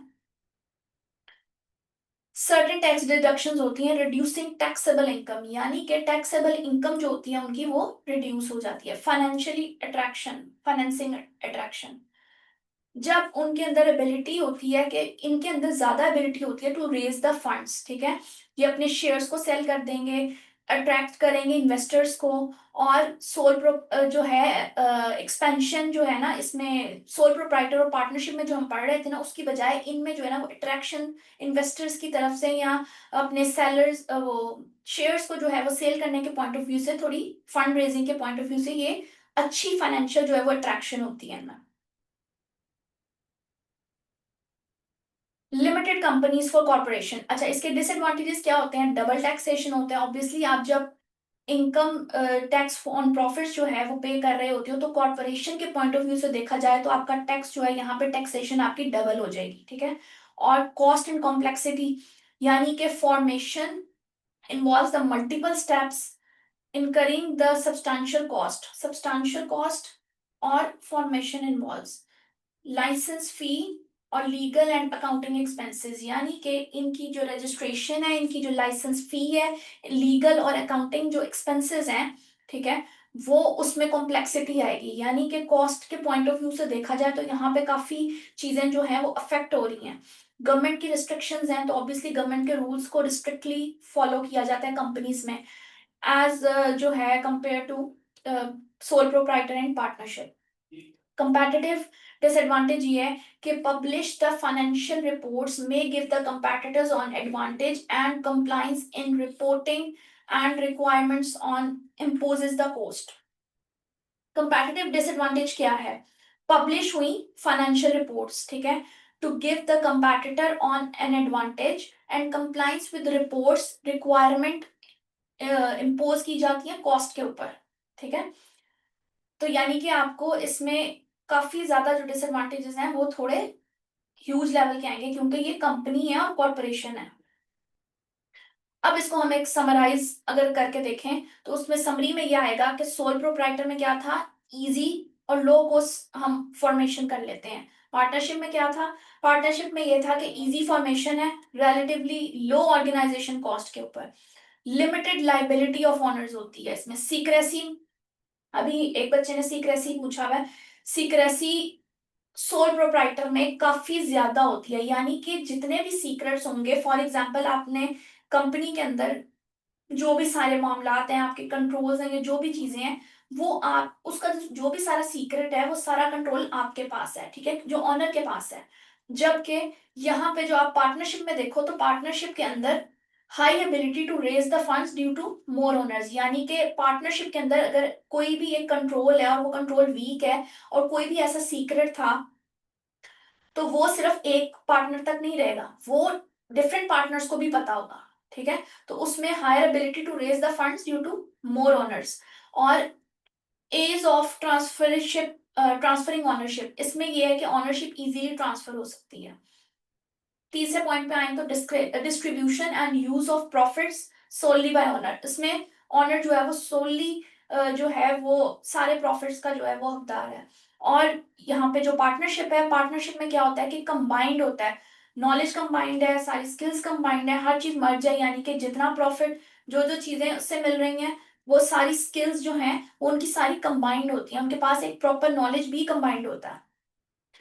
अगर आप कंपनी के पॉइंट ऑफ व्यू से देखो तो unlimited life continuity due to lack of ownership dependency, ठीक है।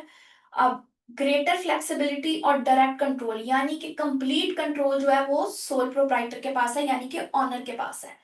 और अगर आप फ्लेक्सिबिलिटी, इसमें डिसीजन मेकिंग की फ्लेक्सिबिलिटी लिखी हुई है, क्यों लिखी हुई है, क्योंकि पार्टनर्स के पास ये फ्लेक्सिबल होता है कि आप डिसीजन मेकिंग जो है वो कर सकें, क्योंकि उनके पास दो पार्टनर्स होंगे, ओपिनियंस दो होंगे, तो आप अपने डिसीजन को करने में थोड़े फ्लेक्सिबल होंगे, ठीक है। यानी कि आपके पास दो ओपिनियंस आ गए, उनमें से जो बेटर लगेगा वो आप फर्दर आगे जो है वो कंटिन्यू कर सकोगे। टैक्स बेनिफिट्स होते हैं, डिडक्शंस होती हैं, कॉर्पोरेट लेवल पे थोड़ी ज्यादा होती हैं, तो इस चीज को भी आपने देखना है। ईज ऑफ गवर्नमेंट रेगुलेशंस, अच्छा यहाँ पे गवर्नमेंट की रेगुलेशंस के लिए जो है वो बहुत इजी सीन होता है, कोई इतनी ज्यादा रूल्स एंड रेगुलेशन जो है वो आपको फॉलो करने का वो नहीं होता, यानी कि आप पाबंद नहीं होते। यही वाला कंट्रोल पार्टनरशिप में भी एज इट इज ही होता है, बस थोड़ा सा अप टू सम एक्सटेंट थोड़ा ज्यादा होता है, लेकिन ability to attract the funds allows the growth. अच्छा, कॉर्पोरेशन के अंदर क्या है, कॉर्पोरेशन के अंदर ability to attract the funds, और फंड्स आप जितने ज्यादा करोगे उतनी ज्यादा आपको ग्रोथ जो है ना वो आपकी यकीनी होगी। इसमें लोअर टैक्सेशन होती है, और जो पार्टनरशिप है उसके अंदर इनकम टैक्स जो है वो basically personal income of each partner, ये बेसिकली टैक्स जो है वो पर्सनल इनकम के ऊपर हर पार्टनर के डिवाइड होता है। और ability to attract the employees with specialised skills, यानी कि कॉर्पोरेट लेवल के अंदर आप लोग एबिलिटी होती है कि आप लोग जो है अपने एम्प्लॉयज को विद स्पेशलाइज्ड स्किल, यानी कि जिसकी जिस डिपार्टमेंट के अंदर स्किल्स है उसके अंदर आप उसको अपने एम्प्लॉयज को जो है वो अट्रैक्ट कर सकें। Disadvantages and advantages of major types of disadvantages की तरफ अब आते हैं। डिसएडवांटेजेस क्या क्या थे? सोल प्रोप्राइटर का था अनलिमिटेड लाइबिलिटी होती है, ठीक है। फंड रेजिंग में डिफिकल्टी होती है, लिमिटेड स्किल्स होती हैं। अगर एक बंदे की हेल्थ इश्यूज हैं या वो बीमार है तो वो उसे कंटिन्यू नहीं करेगा तो उसका बिजनेस बंद कर दिया जाएगा। अगर फॉर एग्जांपल वो आता ही नहीं है अपने बिजनेस पे और उसको इतनी ज्यादा इलनेस है कि वो उसके बाद कंटिन्यू ही नहीं कर पाएगा तो वो खत्म हो जाएगा, क्योंकि कोई और उसको स्टार्ट कर नहीं सकता, क्योंकि वो सोल मतलब सोल प्रोप्राइटर था, ओनर था, हर चीज उसके कंट्रोल में थी। Difficulty in finding qualified employees, ये basically limited long term opportunities की वजह से ये डिफिकल्टी आती है कि आप क्वालिफाइड एम्प्लॉयज को आपको फाइंड आउट करना जो है वो थोड़ा डिफिकल्ट हो जाता है। पार्टनरशिप की अगर हम बात करते हैं तो पार्टनरशिप के अंदर अनलिमिटेड लाइबिलिटी होती है, ठीक है। और इसके अंदर प्रॉफिट एंड लॉस के अंदर जो है वो थोड़ी सी कॉम्प्लेक्सिटी आती है, क्योंकि प्रॉफिट एंड लॉस तो शेयर होना है, और जो आपकी रेजोल्यूशन का टाइम होता है उसमें कॉम्प्लेक्सिटीज आती हैं, जैसे हमने पीछे भी डिसएडवांटेजेस में डिस्कस किया था। तो इसके अंदर डिफिकल्टीज आती हैं। और इसके अलावा पोटेंशियल ऑफ कॉन्फ्लिक्ट्स, यानी कि पार्टनर्स के दरमियान जो है वो कॉन्फ्लिक्ट आ सकता है, और जो इनकी ग्रोथ होती है वो लिमिटेड होती है।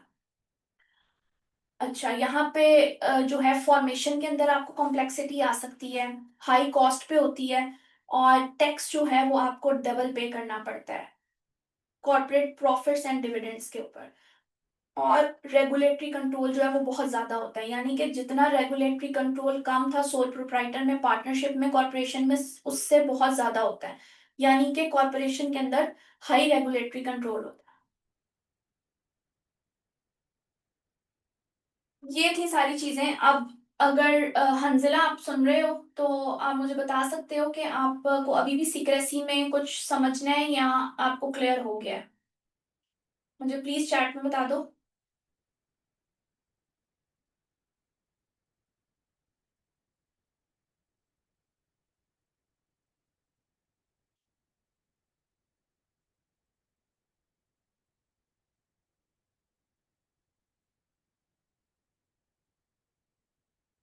इसके अलावा किसी का कोई क्वेश्चन? हंजिला, इसके अलावा कोई क्वेश्चन आपका?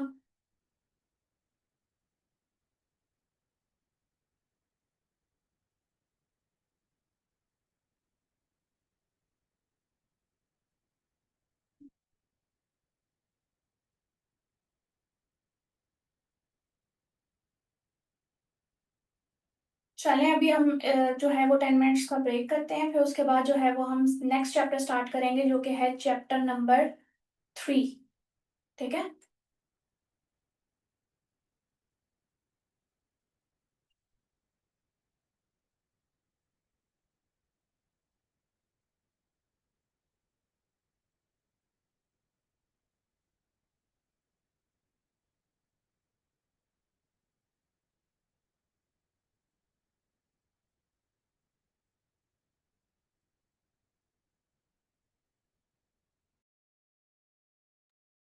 आफ्टर 10 मिनट्स हम दोबारा ज्वाइन करते हैं और हम जो है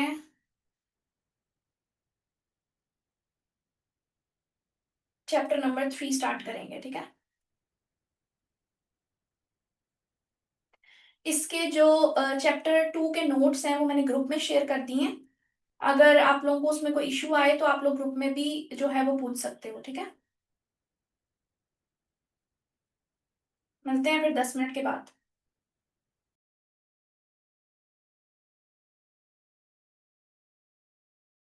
1 मिनट।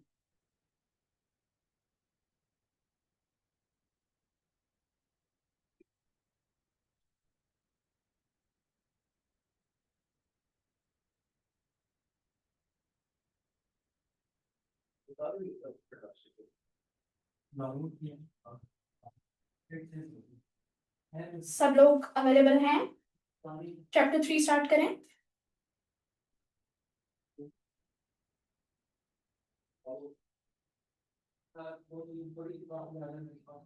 आप सबको आवाज आ रही है?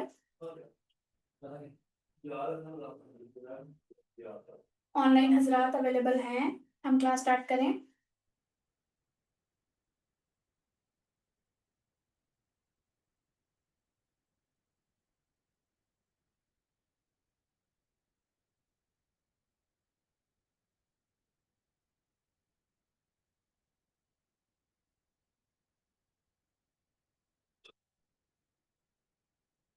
Next chapter, chapter number 3।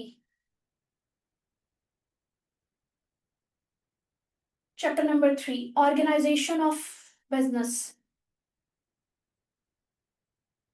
हमारा नेक्स्ट टारगेट है organisation of business.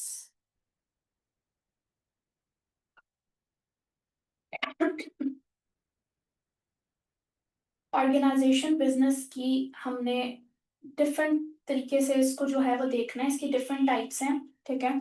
Entrepreneurial type है, फंक्शनल टाइप है, डिविजनल टाइप है, ठीक है। सबसे पहले हम इसको थोड़ा सा समझ लेते हैं कि इसमें बेसिकली क्या होता है। आपके सामने स्क्रीन पे आ रहा होगा एक स्ट्रक्चर जिसमें लिखा हुआ है मिस्टर ए। मिस्टर ए ने रेंट पे शॉप ली है, ठीक है, ग्रोसरी की। अब ये एक शॉप है, ये जो ये है बेसिकली, ठीक है। एंटरप्रेन्योरल टाइप बेसिकली होती क्या है? एंटरप्रेन्योरल टाइप बेसिकली ये होती है कि जिसमें समझ लें आप जैसे सोल प्रोप्राइटर पढ़ रहे थे ना आप, हम इसको यहाँ से समझते हैं। बेसिकली ऑर्गेनाइजेशन स्ट्रक्चर पढ़ना है हमने, ठीक है। तो हम इसको यहाँ से समझते हैं कि डिफरेंट ऑर्गेनाइजेशन स्ट्रक्चर कैसे जो है वो डेवलप होता है।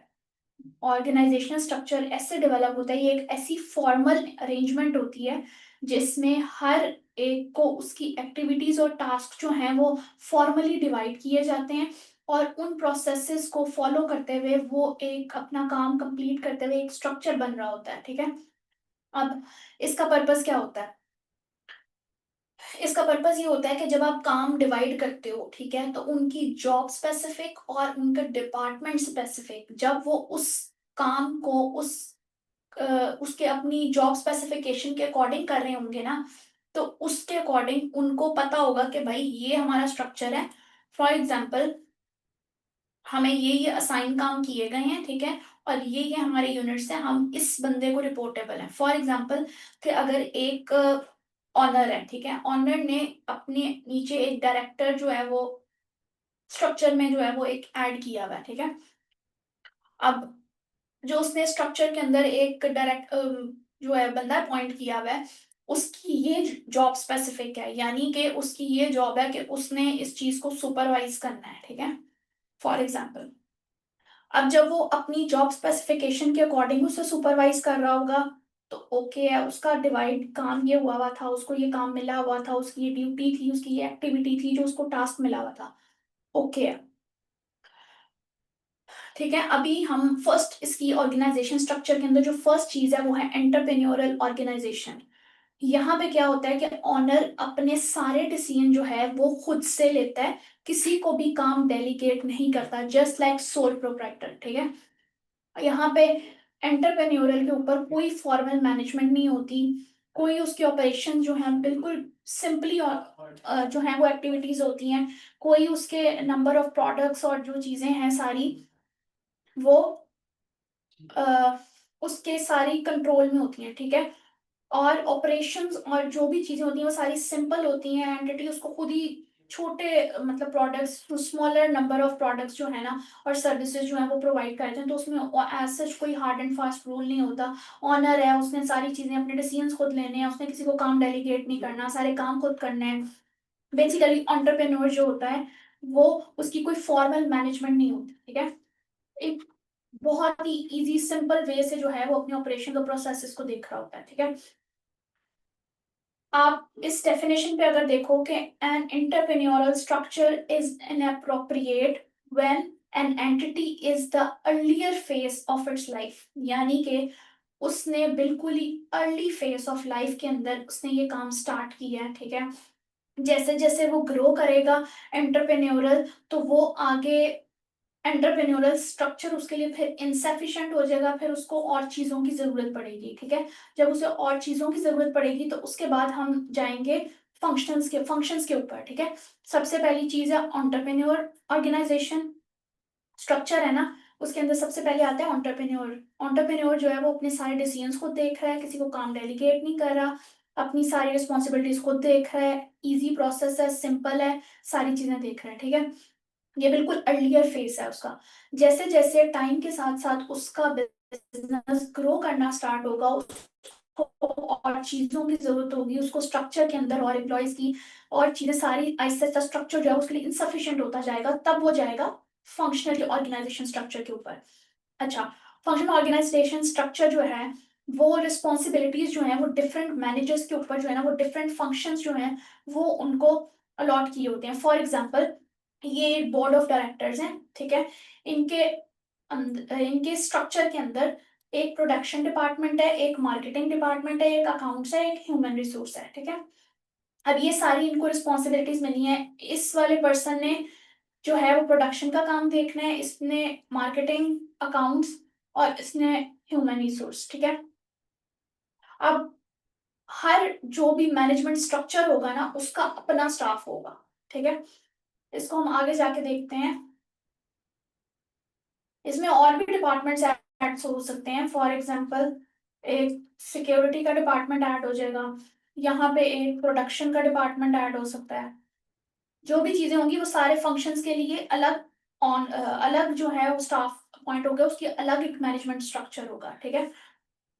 तीसरी चीज है डिविजनल ऑर्गेनाइजेशन स्ट्रक्चर। डिवीजन क्या होती है, मतलब बेसिकली उसने डिवीजन के ऊपर उसको एलोकेट करना है, ठीक है। बोर्ड ऑफ डायरेक्टर्स थे, अब जैसे जैसे उसका काम चलना स्टार्ट हुआ, तो उसका जो है बिजनेस ग्रो हुआ, वो फंक्शंस की तरफ आया। अब जब वो फंक्शंस की तरफ आया तो उसके बाद उसको लगा कि अब मेरा काम इस तरह का हो गया कि मुझे जो है अब मैं इसको जो है, मेहरान की रिकॉर्डिंग्स आपको मिल जाएंगी ग्रुप में, इसका लिंक भी शेयर हो जाएगा, ठीक है।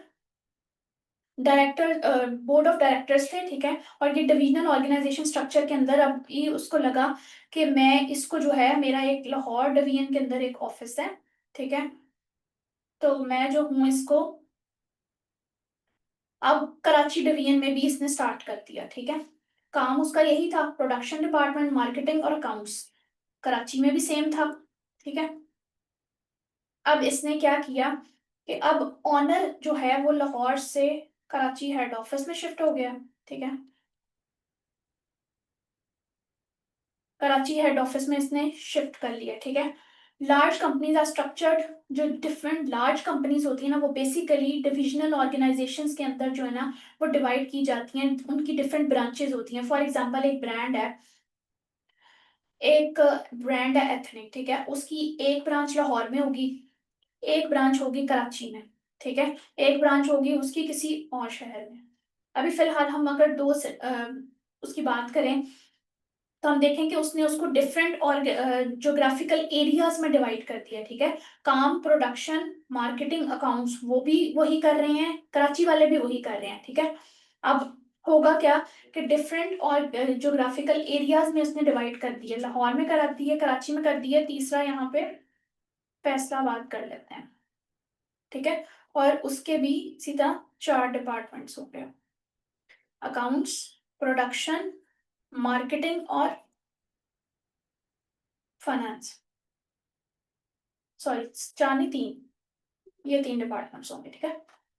अब होगा ये कि यहाँ पे डिफरेंट ज्योग्राफिकल एरियाज में उसने डिवाइड किया है इसको। अगर फॉर एग्जांपल एक बंदे की इलेक्ट्रॉनिक्स की शॉप है, ठीक है, तो उसने डिफरेंट काम जो है उसकी, एक कोई उसके पास टीवी भी है, उसके पास फ्रिज भी है, उसके पास इलेक्ट्रॉनिक्स की डिफरेंट चीजें हैं, ठीक है। रेफ्रिजरेटर्स होंगे उसके पास, जो हैं वो डिफरेंट कूलर्स होंगे उसके पास, वाटर डिस्पेंसर्स होंगे, ठीक है।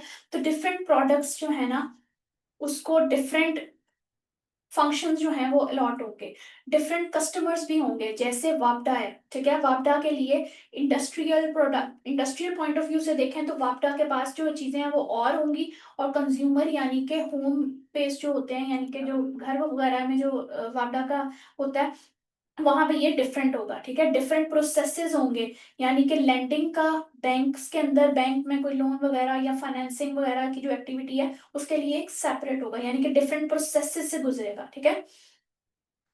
हर डिवीजन जो है ना उसका फंक्शन इंडिपेंडेंट होगा, यानी कि हर किसी का डिपार्टमेंट, हर किसी का फंक्शन जो है वो एक दूसरे से अलग होगा।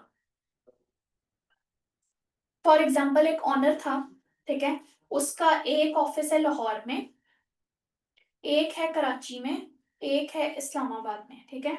उसके 4 डिपार्टमेंट्स है, एक एचआर डिपार्टमेंट है, मार्केटिंग, अकाउंट्स और प्रोडक्शन। इसी तरह 4 डिपार्टमेंट्स कराची में भी हैं, इसी तरह 4 डिपार्टमेंट्स जो है वो इस्लामाबाद में भी हैं, ठीक है। अब काम तो वो सारे एक कर रहे हैं। अब जो यहाँ पे टीम अपॉइंट होगी, ये किसको रिपोर्टेबल होगी? ये रिपोर्टेबल होगी अपने जो मैनेजर होगा, या उसको, यहाँ पे अपने मैनेजर को, यहाँ पे डायरेक्ट वो जाके ऑनर को नहीं कंप्लेन करेंगे। उनको कोई भी इशू आएगा तो वो अपने मैनेजर के पास फर्स्टली जाएंगे, ठीक है। अब ये सारे काम तो एक जैसे ही कर रहे हैं, ठीक है, लेकिन क्योंकि ये डिफरेंट जगहों पे काम कर रहे हैं और टाइम भी तो ज्यादा लग रहा है, ठीक है, लेकिन आप लोगों ने ऐसा करना है कि आप लोग, इतनी आप लोगों के पास वो हो टेक्निकल एक्सपर्टीज के, आप जो है काम करके जो है आपको, जो आपका ऑनर है वो आपकी स्किल्स की बेस पे उठा के अपने साथ हेड ऑफिस में ले जाए, ठीक है।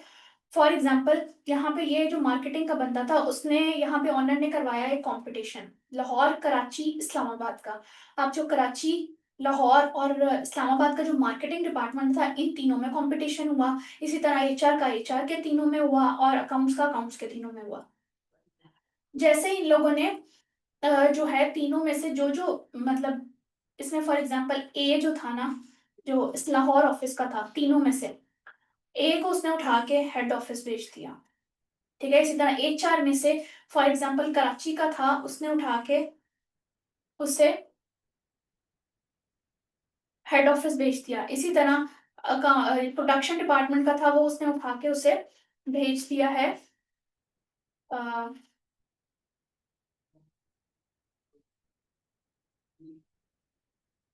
से भी हेड ऑफिस भेज दिया, ठीक है। अब आप लोगों ने क्या करना है, आप लोगों ने ये देखना है कि अब अगर वो एक ही काम कर रहे थे, सारे डिफरेंट डिवीजन्स में कर रहे थे, उन सबको इकट्ठा करके जो जिसकी एक्सपर्टीज थी, यानी कि यहाँ पे एक ही ज्यादा एक्सपर्टीज थी मार्केटिंग में, वो उठा के उसने, यानी कि जितनी एक्सपर्टीज थी वो सारी उसने एक्सपर्ट्स को उठा के हेड ऑफिस में सेट कर दिया, ठीक है। अब हमने यहाँ पे देखना है कि बेसिकली मैट्रिक्स ऑर्गेनाइजेशन स्ट्रक्चर क्या होता है, ठीक है। यहाँ पे ये होता है कि a structure in which there is no one, there is more than one line of reporting manager, ठीक है। अब मिस्टर ए है, मिस्टर बी है, मिस्टर सी है, मिस्टर डी है, 4 डिपार्टमेंट्स हैं और 3 डिवीजन्स हैं, ठीक है। अब 3 डिवीजन्स में अगर प्रोडक्शन वाले को कोई इशू होगा तो वो अपने मैनेजर से बात करेगा, मैनेजर आगे ऑनर से बात करेगा। ये नहीं कि वो डायरेक्ट अपने ऑनर से बात करेगा, नहीं, जो प्रोडक्शन डिपार्टमेंट है वो अपने डिपार्टमेंट के हेड से बात करेगा, हेड अपने ऑनर से डिवाइड मतलब डिस्कशन करेगा। इसी तरह बी का सेम, सी का और डी का। ये है मैट्रिक ऑर्गेनाइजेशन स्ट्रक्चर, ऐसा स्ट्रक्चर जिसमें more than one line of reporting managers हो, ठीक है। यानी कि आपका आपने सिर्फ एक सुपरवाइजर को नहीं, एक से ज्यादा सुपरवाइजर्स को जो है वो रिपोर्ट करना हो, इसे कहते हैं मैट्रिक ऑर्गेनाइजेशन स्ट्रक्चर।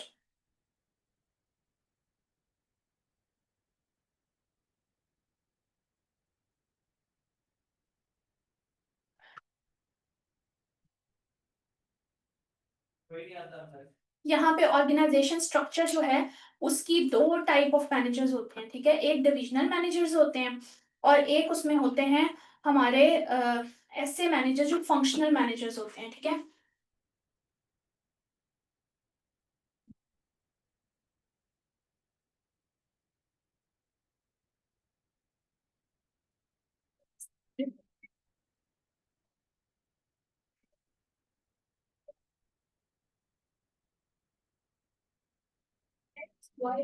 अरे ऊपर और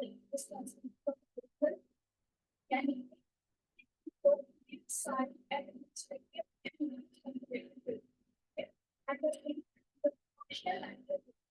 वो है mister A, mister B, mister C या मिस्टर ए।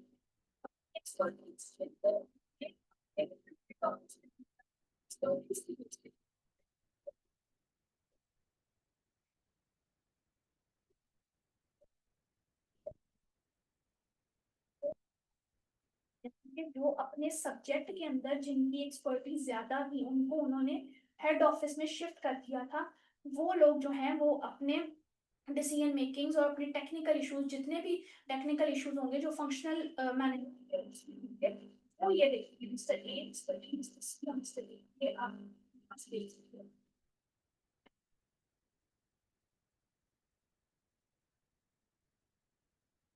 मिस्टर ए था, मिस्टर बी, मिस्टर सी, मिस्टर डी, ये उनके डिपार्टमेंट से कॉम्पिटिशन करके देखा था कि मिस्टर बी जो है अपने अपने डिपार्टमेंट के अंदर सबसे ये वो वाले लोग हैं ये डिसीजन मेकिंग और टेक्निकल इश्यूज के अंदर ज्यादा एक्सपर्ट होते हैं, ठीक है। Conflicts are can obviously arise. अच्छा, डिविजनल मैनेजर जो है वो want to do the things fast and marketing manager might not। अच्छा, अब जो एडमिन मैनेजर होगा ना, वो शायद बाकी चीजें भी देख रहा होगा, एक्सपर्ट होगा ना, इसके अंदर वो एक्सपर्ट की होगी ना, उसका मार्केटिंग डिपार्टमेंट अगर आप सीए हो, अगर आप एक प्रोफाइल सीए सीए का तो बढ़िया हो गया, आप उस डिपार्टमेंट देख रहे हो तो शाम से अगर आप एक और क्या आप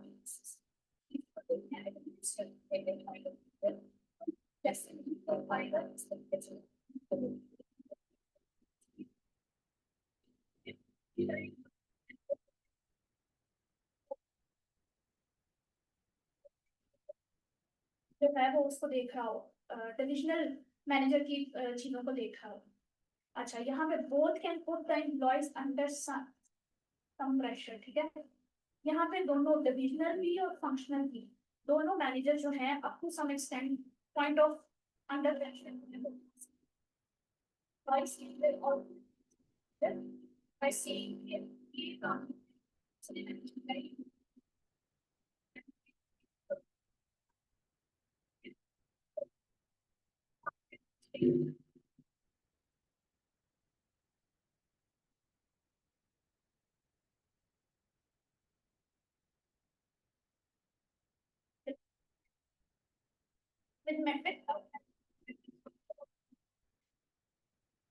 मैट्रिक स्ट्रक्चर के अंदर जो अथॉरिटी और कमांड आपको मिलती है वो परमानेंट होती है।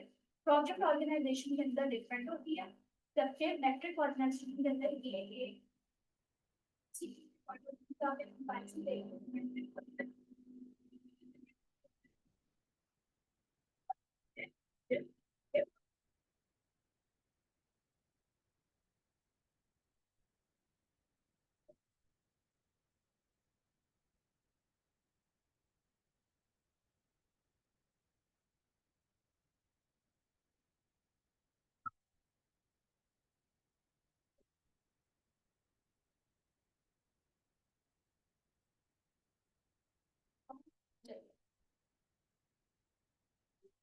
वो चाहे आप जैसे भी करो, ठीक है, काम होना चाहिए। बजाय इसके कि आप कहो उसको ये कहो कि अब आ रही है वॉइस वहां पर, अब आ रही है तब भी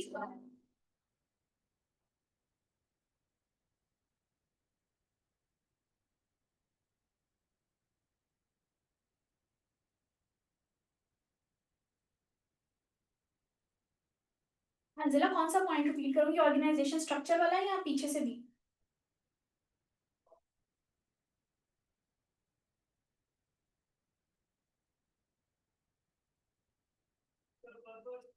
अच्छा, ऑर्गेनाइजेशन स्ट्रक्चर जो है उसकी रिस्पॉन्सिबिलिटीज दो टाइप ऑफ मैनेजर्स के अंदर डिवाइड होती हैं, ठीक है। एक है कि आप डिविजनल मैनेजर हैं। डिविजनल मैनेजर क्या होता है कि आपके तीन, ये डिविजनल मैनेजर हैं, ये तीन, ये डिविजनल मैनेजर्स हैं, ठीक है। डिविजनल ये हैं और ये उनके मैनेजर्स हैं, ठीक है। अब डिवीजन मैनेजर्स जो हैं वो अपने काम, अपने रिस्पॉन्सिबिलिटीज जो हैं वो एडमिनिस्ट्रेटिव पॉइंट ऑफ व्यू से देख रहे होते हैं, ठीक है, डिविजनल के डिविजन्स के अंदर। जबकि एक फंक्शनल मैनेजर जो होता है वो अपनी जो रिस्पॉन्सिबिलिटीज हैं वो टेक्निकल इश्यूज देख रहा होता है। फॉर एग्जाम्पल कि एक टेक्निकल इशू कैसे, एक टीचर है, ठीक है, वो एक सब्जेक्ट पढ़ा रहा है, उसकी एक्सपर्टीज जिस सब्जेक्ट में होंगी ऑब्वियसली वो वही सब्जेक्ट पढ़ा रहा होगा, उसके जितने भी टेक्निकल इश्यूज होंगे वो उनके लिए रिस्पॉन्सिबल है। अब अगर आप एक टीचर का काम किसी एडमिनिस्ट्रेटिव बंदे को कह दो कि मुझे ये टेक्निकल इशू आ रहा है, मुझे इस टॉपिक के अंदर ये चीज समझ नहीं आई, तो क्या वो आपको समझा पाएगा? नहीं। वो आपको उस, शायद वो बता भी दे लेकिन वो उस लेवल पे नहीं समझा पाएगा जो कि एक फंक्शनल मैनेजर का काम है, कि उसकी एक्सपर्टीज ही इस चीज में है कि उसने टेक्निकल इश्यूज को देखना है, अपने सब्जेक्ट रिलेटेड जो टेक्निकल इश्यूज है उसको देखना है। तो वो at the same time functional manager जो है वो ये डिसीजन मेकिंग ज्यादा अच्छे से कर सकेगा टेक्निकल इश्यूज की बजाय इसके कि आप ये काम डिविजनल मैनेजर को दो। हंजिला क्लियर है? और इसके बाद हम देखते हैं कि डिविजनल मैनेजर जो है वो अपनी ड्यूटीज जो है वो सारे एडमिनिस्ट्रेटिव पॉइंट ऑफ व्यू से देख रहा होता है, ठीक है। मार्केटिंग मैनेजर को अगर आप फॉर एग्जांपल ये कह दो कि आप एडमिनिस्ट्रेशन की ये रिस्पॉन्सिबिलिटीज देख लो या मैनेजमेंट की ये रिस्पॉन्सिबिलिटीज देख लो, तो माइट भी वो रिफ्यूज करते हैं, ठीक है, और वो कहे कि मेरा ये काम नहीं है, ये दूसरे डिपार्टमेंट का यानी कि ये डिविजनल मैनेजर का काम है, आप ये उसे दे दें। ये लिखा हुआ है ये वाला पॉइंट।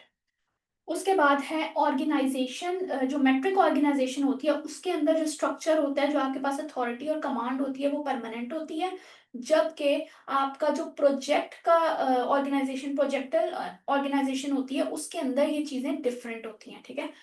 ये दो पॉइंट्स हैं। क्लियर है अब आप दोनों को? मापारा आपको समझ आ रही है? अब वॉइस का इशू तो नहीं आ रहा?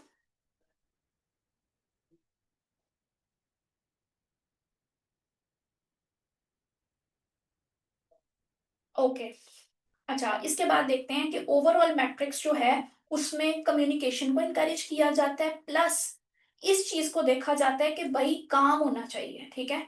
वो चाहे मैनेजर पॉइंट ऑफ व्यू से कर रहे हैं या चाहे डिविजनल लोग कर रहे हैं, बस काम होना चाहिए। Rather than each manager defending is position, यानी कि वो मैनेजर ये ना कहे कि ये मेरा काम नहीं है, उस मैनेजर का काम है, सिर्फ गेटिंग जॉब डन, मतलब काम होना चाहिए, ठीक है। और कम्युनिकेशन को इनकरेज करता है। अच्छा, ऑर्गेनाइजेशन स्ट्रक्चर के की एलिमेंट्स क्या हैं? Outsourcing of functions, entity that does not carry out operations itself, ठीक है। वो ऑपरेशंस जो एक जो एंटिटी होती है वो खुद से परफॉर्म नहीं कर पा रही होती है, जैसे कि उसके पास एक्सपर्टीज है लेकिन उसने अगर कोई नया काम, फॉर एग्जांपल आपको कोई आपकी एक फर्नीचर की जो है वो शॉप है, वहां पे आके आपको फर्नीचर की शॉप के अंदर आपका काम है कि आप बेड वगैरह जो है ये इसको मैन्युफैक्चर करते हैं, ठीक है। अब कोई बंदा आके आपको ये कहे कि मुझे अपनी कंपनी के लिए एक टेबल चाहिए, इस तरह का टेबल चाहिए और इतनी कुर्सियां चाहिए, ठीक है। तो आप कहोगे भाई हम तो सिर्फ बेड का काम करते हैं, हमारी तो एक्सपर्टीज उसमें है, ठीक है। आप उसको ना नहीं करोगे, ऑब्वियसली उससे आपको एक नजर आ रहा होता है कि वो बड़ा काम है या वो उससे आपको एक प्रॉफिट नजर आ रहा होता है, ठीक है। आप उसे कहोगे अच्छा भाई ठीक है। आप मार्केट में देखोगे उस चीज का कोई एक जो एक्सपर्ट पर्सन होगा, आप उससे कांटेक्ट करोगे, ठीक है, उसके साथ डील वगैरह करोगे, उसके साथ डील करके आप ये काम, ये फंक्शन आउटसोर्स कर दोगे, यानी कि वो ऐसा काम जो आप अपनी उसमें नहीं कर रहे, अपनी एंटिटी में नहीं कर रहे, जो कि आपने ये काम किसी को डेलीगेट कर दिया, किसी सब कॉन्ट्रैक्टर को डेलीगेट कर दिया है, उसको कहेंगे आउटसोर्सिंग फाइनेंशियल फंक्शंस, ठीक है। रीजंस क्या होंगी?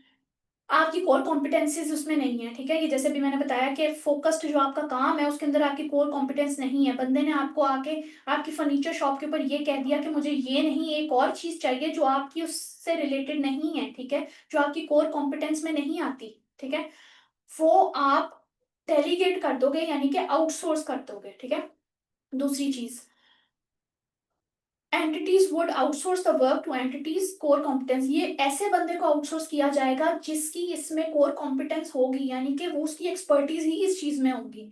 मार्केट से ऐसा बंदा लोगे तो उसको ऐसे बंदे को काम डेलीगेट करोगे जिसकी कोर कॉम्पिटेंस ही वही होगी जो आपके क्लाइंट की डिमांड थी, ठीक है। Outsource work might require the specialised skills, उसके लिए एक स्पेशलाइज्ड स्किल्स होना जरूरी है जो उस बंदे के पास है और जो आपके एंटिटी के अंदर उस फंक्शन से रिलेटेड आपके एंटिटी के अंदर वो चीज मौजूद नहीं है, वो आप उस बंदे को जो दोगे जिसके पास एक एक्सपर्ट स्किल्स होंगी, ठीक है, यानी कि स्पेशलाइज होगा वो इस चीज में। अच्छा, प्रॉब्लम्स क्या आएंगी? लैक ऑफ कंट्रोल होगा कि आपने एक बंदे को काम डेलीगेट किया, ठीक है, ऑब्वियसली वो आपकी एंटिटी में ये काम नहीं कर रहा, वो बाहर बैठ के कर रहा है, तो ये आउटसोर्स एक्टिविटी का एक प्रॉब्लम ये होगा कि लैक ऑफ कंट्रोल होगा, ठीक है, लॉस ऑफ कंट्रोल। उसने सामान ज्यादा लिया कम लिया जो भी किया उसने आपके सामने नहीं किया, ठीक है, लॉस ऑफ कंट्रोल है। सेकंड चीज, कोई भी चीज गलत हो गई, ठीक है, जैसी आपको कस्टमर ने बताई थी या जैसी उसने डिमांड की थी आपसे या जैसी उसने आपसे एक्सपेक्टेशन की थी, आप उसके अकॉर्डिंग नहीं कर पाए, तो इसके अकॉर्डिंग वो बंदा जिसको आपने आउटसोर्स किया हुआ है वो रिस्पॉन्सिबल होगा या आप होगे?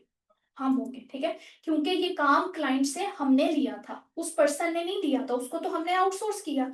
ये काम हमने लिया था, तो इसकी सारी परफॉर्मेंस, इसमें कुछ खराबी हो जाए, कोई मसला हो जाए, हम उसकी एक्सपेक्टेशन के अकॉर्डिंग नहीं कर पाए, तो वो काम जो है, इसमें फ्रीलांसर नहीं आता। मैं ये बता रही हूँ कि जो चीज, फॉर एग्जांपल आप कोई चीज मैन्युफैक्चर कर रहे थे, ठीक है, उस मैन्युफैक्चरिंग के अंदर जो आपने आउटसोर्स किया हुआ था, फ्रीलांस नहीं आएगा हंजिला इसमें, ये फ्रीलांस की चीज नहीं है। ये आप इसको प्रैक्टिकल एग्जांपल देखो ना, कि आपकी एक शॉप है, ठीक है, आप उसमें एक मैन्युफैक्चरिंग कर रहे हो, क्लाइंट ने आपको आके ऑर्डर दिया, जो ऑर्डर दिया है वो आपकी कोर कॉम्पिटेंस नहीं है, आप उससे रिलेटेड काम नहीं कर रहे। क्लाइंट को ये पता था कि फर्नीचर का काम कर रहा है, क्लाइंट को ये नहीं पता कि फर्नीचर के अंदर वो क्या क्या चीजें बना रहा है, ठीक है। अगर उसने आपको दिया है काम, और ये जो मैं आपको गो रॉन्ग वाला काम बात बता रही हूँ, वो ये है कि आपकी एक्सपेक्टेशंस, जो क्लाइंट ने आपसे एक्सपेक्टेशन लगाई थी, उसने आपको ऑर्डर दिया कि ये चीज इस तरीके से आपने बनानी है, आपने उससे ऑर्डर रिसीव आपने किया है, ठीक है,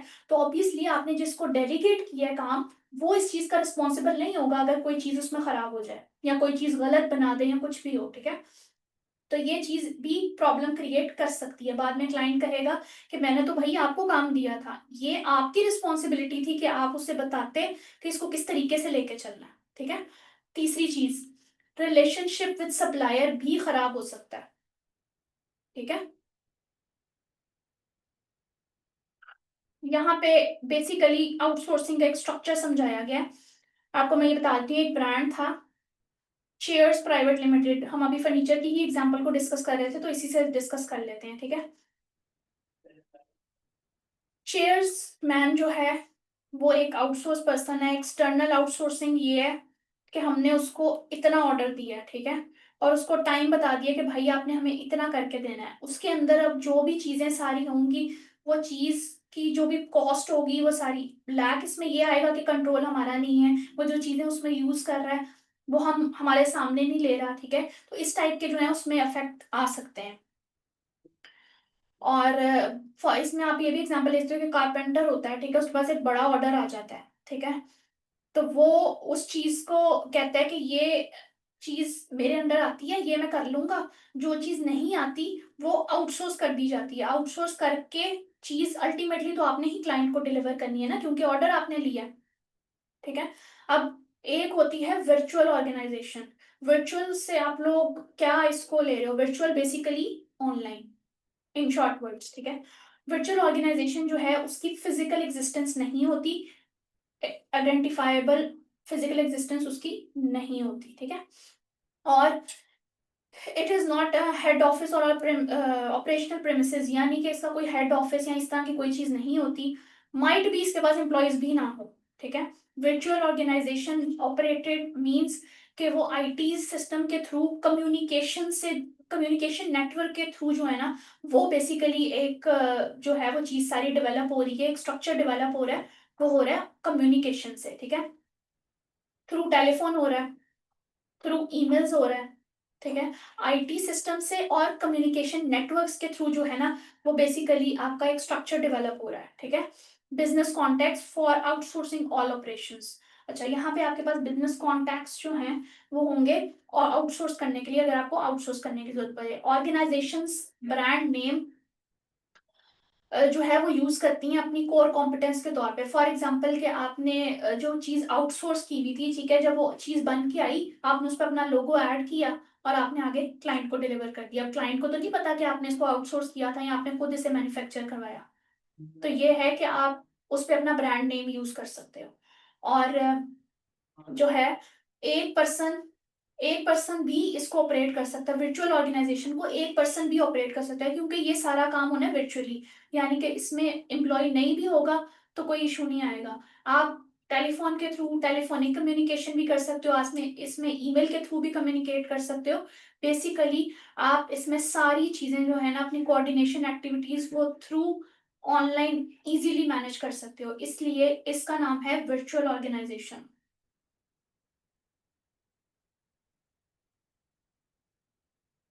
how companies get the job done.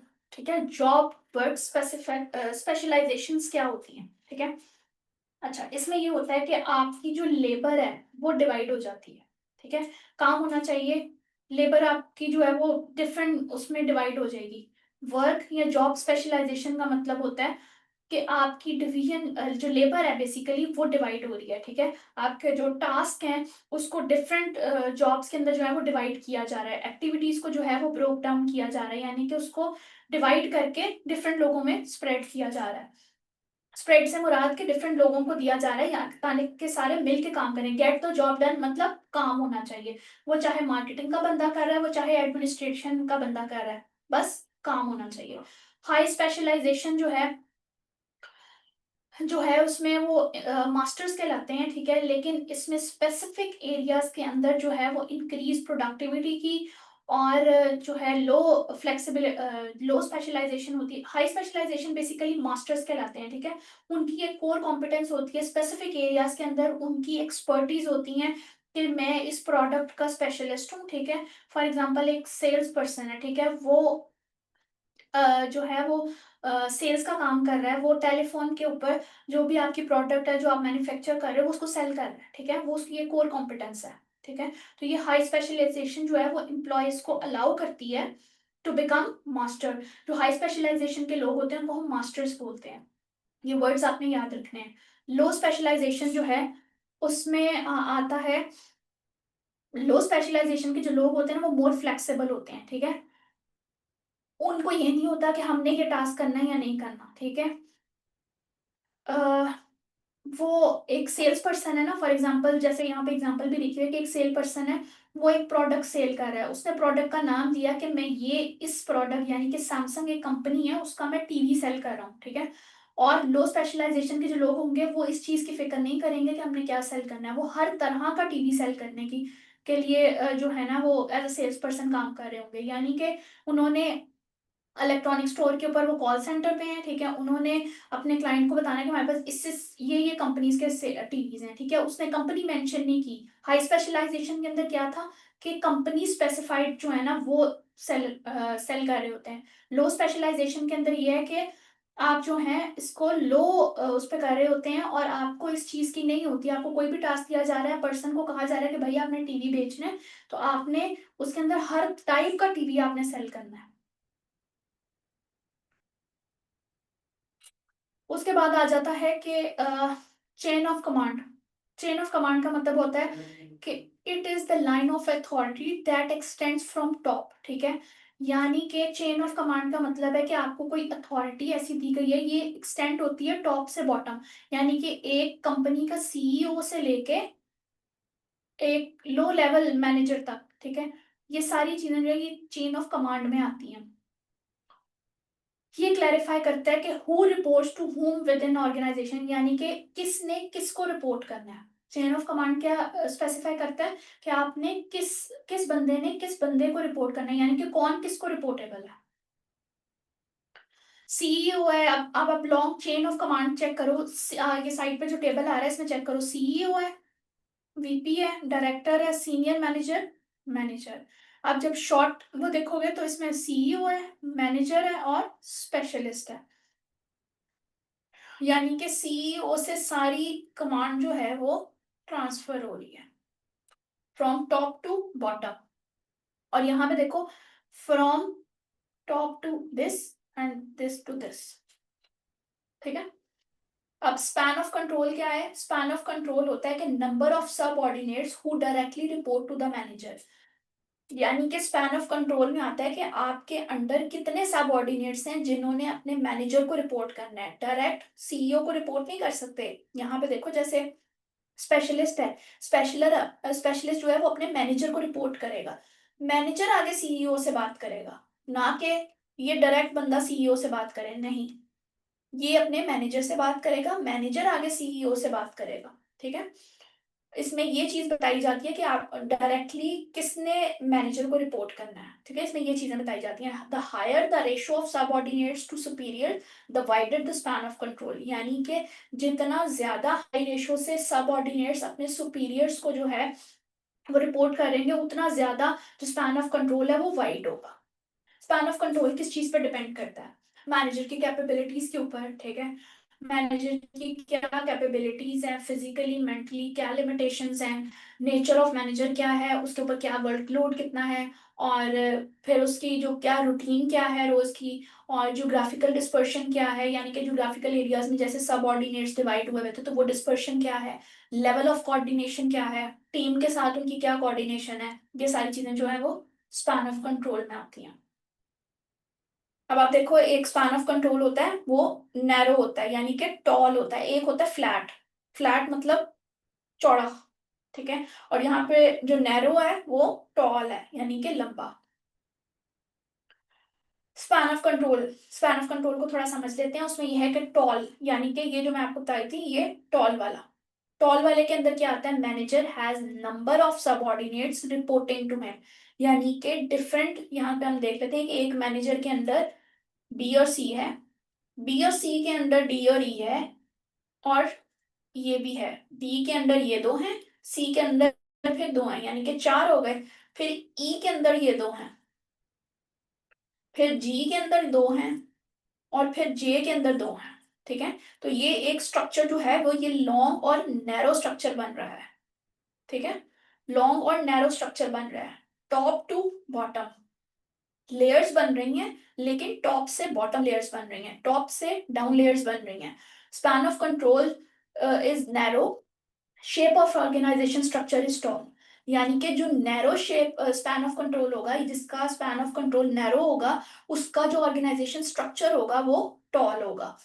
अब इसकी करेक्टरिस्टिक्स क्या हैं? Formalities in relationship between manager and subordinates, ठीक है। जो रिलेशनशिप होगा मैनेजर का और सबऑर्डिनेट का, ये मैटर करेगा। क्लोज सुपरविजन विद मैनेजर्स, ये मैटर करेगा। Task specialisation with small group of manager and subordinates, task की स्पेशलाइजेशन, किस उसकी स्पेशलाइजेशन किस चीज में है, ठीक है, ये मैटर करेगा। Strong emphasises on formal roles, job titles और जॉब डिस्क्रिप्शंस। अच्छा, वर्टिकल कम्युनिकेशन जो है ये इन होगी, लेकिन ये स्लो वर्टिकल कम्युनिकेशन होगी, क्योंकि इसमें लेवल ऑफ मैनेजमेंट जो है वो काफी ज्यादा है, टॉल है ना, तो उसके अंदर जो कम्युनिकेशन के चैनल्स हैं वो चाहे वर्टिकल हैं लेकिन वो काफी ज्यादा है। वाइड यानी कि फ्लैट, जो हम यहाँ पे देख रहे थे स्ट्रक्चर, ये देखो आप लोग, ये वाइड और फ्लैट है, ठीक है। ये नैरो और टॉल है, ये वाइड और फ्लैट है। वाइड और फ्लैट जो है इसमें क्या होगा, नंबर ऑफ सब ऑर्डिनेट्स जो हैं उनके रिपोर्टिंग, उनकी लेयर्स जो है ना वो कम होंगी। उसमें क्या था, टॉल के अंदर लेयर्स मैनेजमेंट की कितनी थी, ज्यादा थी, और होता ये भी टॉप टू डाउन ही है, लेकिन इसमें लेयर्स कम होती हैं, फ्यू होती हैं, क्योंकि ये फ्लैट होता है। उसमें जो है वो लेयर्स मैनेजमेंट की ज्यादा होती है। स्पैन ऑफ कंट्रोल वाइड होगा, ऑर्गेनाइजेशन स्ट्रक्चर फ्लैट होगा, ठीक है, यानी कि वाइड और वो शॉर्ट है यानी कि फ्लैट है।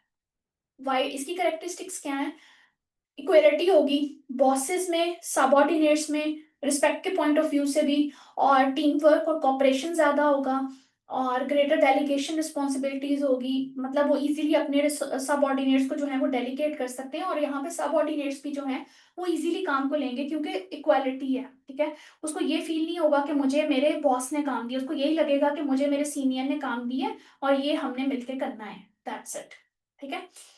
फ्लेक्सिबल और क्विक डिसीजन मेकिंग होगी क्योंकि उनकी आपस में कोलैबोरेशन कॉपरेशन जो है वो काफी अच्छी है। वर्टिकल कम्युनिकेशन, वर्टिकल कम्युनिकेशन होगी, ठीक है, और डेलीगेशन ग्रेटर होगी रिस्पॉन्सिबिलिटीज की, और डिसीजन मेकिंग क्विक होगी, ठीक है।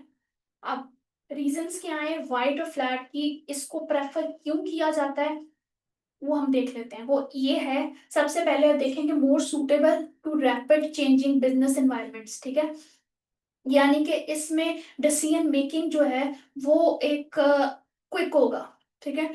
पॉइंट ऑफ व्यू से अगर आप दूसरे पॉइंट ऑफ व्यू से देखो तो आप यहाँ पे डिसीजन मेकिंग फ्लैट है ना, मतलब वाइड है और फ्लैट है, ज्यादा टॉल नहीं है, उसकी लेयर्स ज्यादा नहीं है। जब लेयर्स कम है तो ऑब्वियसली उसमें डिसीजन मेकिंग में आपको फायदा होगा और आप डिसीजन मेकिंग इसको इजीली कर सकोगे, तो क्विकली होगा। और कॉस्ट सेविंग्स होंगी जब मिडिल मैनेजमेंट जो है वो कोई वैल्यू ऐड नहीं कर रही, ठीक है, मतलब मिडल की मैनेजर कुछ नहीं कर रही, आपको जो मैनेजर ने काम दिया सब ऑर्डिनेट्स वो मिलकर कर रहे हैं, तो कॉस्ट सेविंग होगी, ठीक है। मिडिल मैनेजर जो है वो बेसिकली बीच में इन्वॉल्व नहीं हो रहा, अगर इन्वॉल्व हो भी तो वो वैल्यू ऐड नहीं कर। और इसके अलावा plans to put the actions, coordination की जो एफर्ट्स हैं वो इंडिविजुअल्स की, ग्रुप्स की, विद इन द एंटिटी, ये डिपेंड करेंगी इनके इंटरनल रिलेशनशिप्स के ऊपर, ठीक है। उनकी जो नेचर ऑफ इंटरनल रिलेशनशिप्स है ये उसके ऊपर जो है वो बेस करा होगा, क्योंकि इनके जो डिफरेंट पार्ट्स ऑफ ऑर्गेनाइजेशन है उनके साथ इनका रिलेशन क्या है, ठीक है। और एक्सटर्नली इनका रिलेशन क्या है, यानी कि डिफरेंट एंटिटीज के साथ एक्सटर्नल अदर देन एंटिटी इनका रिलेशनशिप क्या है। इसके बाद हम देखते हैं इंटरनल रिलेशनशिप, यानी कि सेंट्रलाइजेशन वर्सेस डिसेंट्रलाइजेशन, ठीक है। अब सेंट्रलाइजेशन ऑर्गेनाइजेशन क्या होती है, सीनियर मैनेजमेंट है। सीनियर मैनेजमेंट जो है वो अपने इंपॉर्टेंट डिसीजंस के लिए इसको रिटेन कर रही है, ठीक है। और जो है डिसेंट्रलाइजेशन ऑर्गेनाइजेशन, ये अपने जो मेजर है उनको डेलीगेट कर रही है मैनेजमेंट को एट लोअर लेवल्स। अच्छा, सेंट्रलाइज में क्या होता है कि एक हेड ऑफिस है, ठीक है, उन्होंने अथॉरिटी जो है अपने इंपॉर्टेंट डिसीजन, फॉर एग्जांपल एक स्कूल है, स्कूल के अंदर जो प्रिंसिपल है, प्रिंसिपल ने जो है अपने इंपॉर्टेंट डिसीजंस के, टीचर्स हैं, टीचर्स ने क्या पढ़ाना है, क्या सब्जेक्ट्स पढ़ाने हैं, किस टाइम पे क्लास होनी है, ये सारे डिसीजंस करें प्रिंसिपल, ठीक है।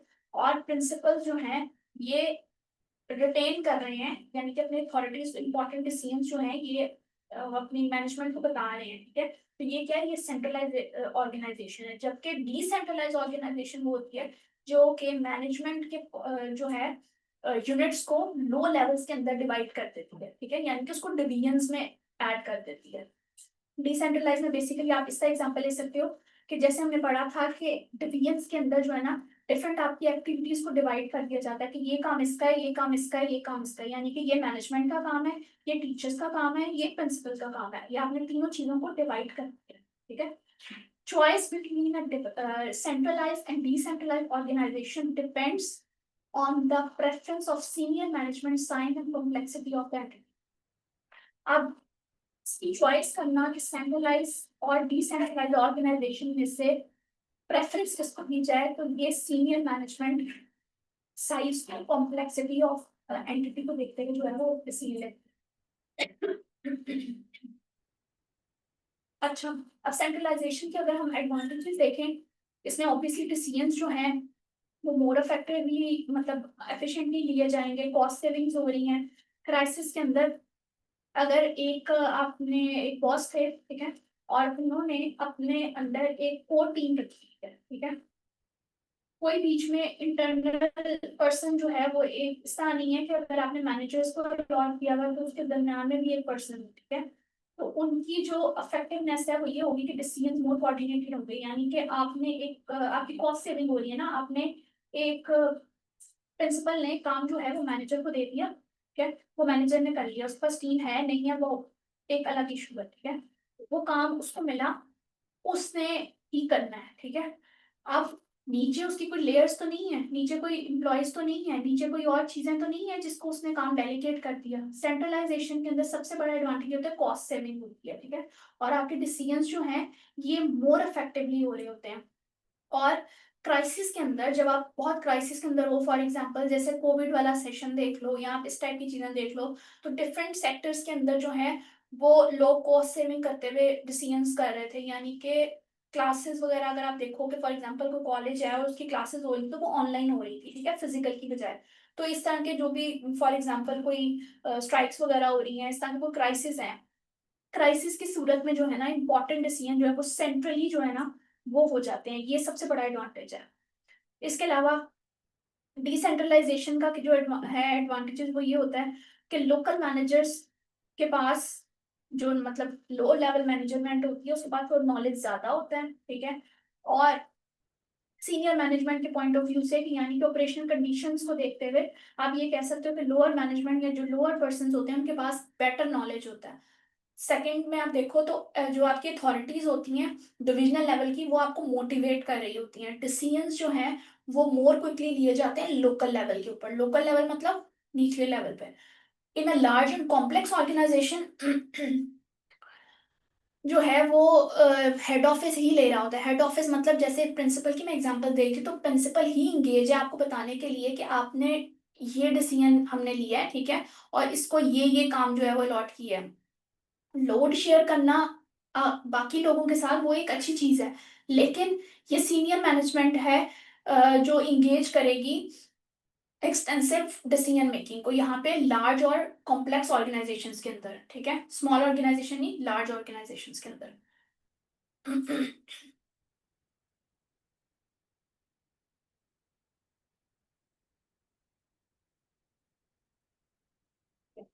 इसके अंदर कोई इशू किसी को, कोई चीज ना समझ में आई हो?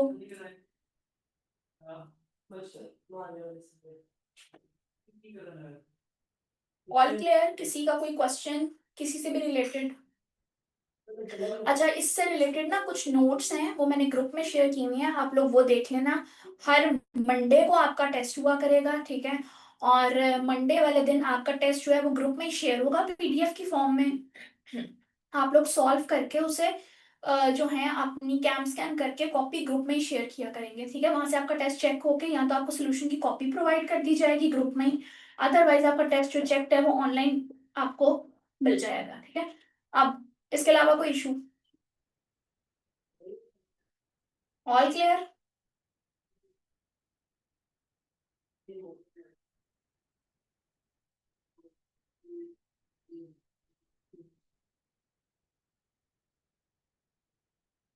चलें फिर इसको यहाँ पे वाइंड अप करते हैं हम, और कल मिलेंगे 4 से 7। आप लोगों ने इसकी प्रैक्टिस करनी है, फिर भी कोई क्वेश्चन हो तो आप लोग ग्रुप में शेयर कर दीजिएगा, मैं आपको वहां पे रिस्पॉन्ड कर दूंगी, ठीक है। टेस्ट की प्रैक्टिस।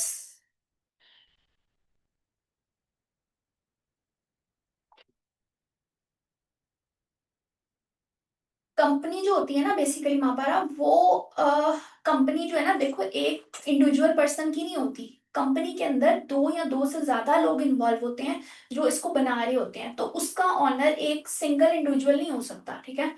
अगर एक कंपनी बनी है तो ऑब्वियसली उसके अंदर सिर्फ एक पर्सन है तो नहीं ना, ये तो सोल प्रोप्राइटर के अंदर आता है कि एक सिंगल पर्सन है, उसने कुछ थोड़ी बहुत इन्वेस्टमेंट की और उसने अपना बिजनेस स्टार्ट कर दिया, ठीक है। कंपनी कंपनी मीन्स के एक से ज्यादा लोग, तो इसलिए इंडिविजुअल ऑनर नहीं हो सकता। इसका ऑनर जो है वो एक कंपनी पॉइंट ऑफ व्यू से, यानी कि शेयर होल्डर्स इसके होंगे, ठीक है, या स्टॉक होल्डर्स होंगे इसके जो ऑनर्स होते हैं बेसिकली। हाँ, मियां मंशा भी थे, आपने इसके ऊपर एक प्रॉपर सर्च करनी है, ठीक है। अब आपने इसका नाम लिया तो आपने ना इसके ऊपर एक प्रॉपर सर्च करनी है, ठीक है। इसकी ना वेबसाइट ओपन करना आप, इसकी वेबसाइट पे ओपन करके आपने इसको प्रॉपर सर्च करना है, ठीक है। इसके जब आप स्ट्रक्चर पे जाओगे ना, तो वहां पे आपको ये पॉइंट मिल जाएगा कि एक मियां मंशा है, ठीक है, मियां मंशा। बेसिकली ये आपको लग ही रहा है कि बेसिकली एक पर्सन है जिसने एक कंपनी स्टार्ट कर ली, ठीक है। एक कोई भी इंडिविजुअल है, आप हो, मैं हूँ, कोई भी है, ठीक है। एक इंडिविजुअल फॉरेन आके अपना एक कंपनी स्टार्ट कर सकता है? नहीं कर सकता।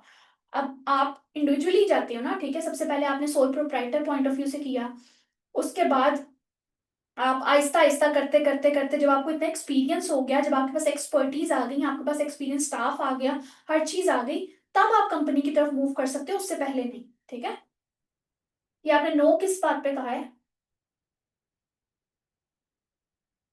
क्लियर हो गया या और मजीद क्लैरिफिकेशन की जरूरत है? आपने ना कल मीन मिथिला के ऊपर ना थोड़ी सी सर्च करनी है, ठीक है। उसका एक स्ट्रक्चर होता है, कंपनी होती है ना, जहाँ लिखा था अबाउट, उसका अबाउट आपने जाके पढ़ना है, ठीक है।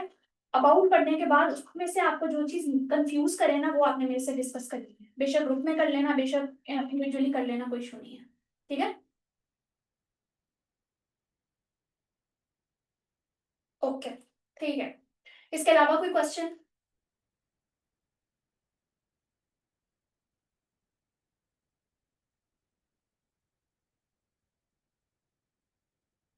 चलो फिर इसको अब एंड करते हैं और कल मिलते हैं 4 बजे, ठीक है। कल हम कवर करेंगे चैप्टर नंबर 1 और चैप्टर नंबर 6, और मंडे को आप लोगों का टेस्ट होगा इन चारों चैप्टर्स का, ठीक है। घबराना नहीं है, ऑब्वियसली रिवीजन के डेज चल रहे हैं, तो अब आप लोगों ने टेस्ट इसी तरीके से देने हैं। टेस्ट में दिन 2 ले लेना, वो कोई इशू नहीं है, लेकिन सॉल्व सबने करना है, ठीक है।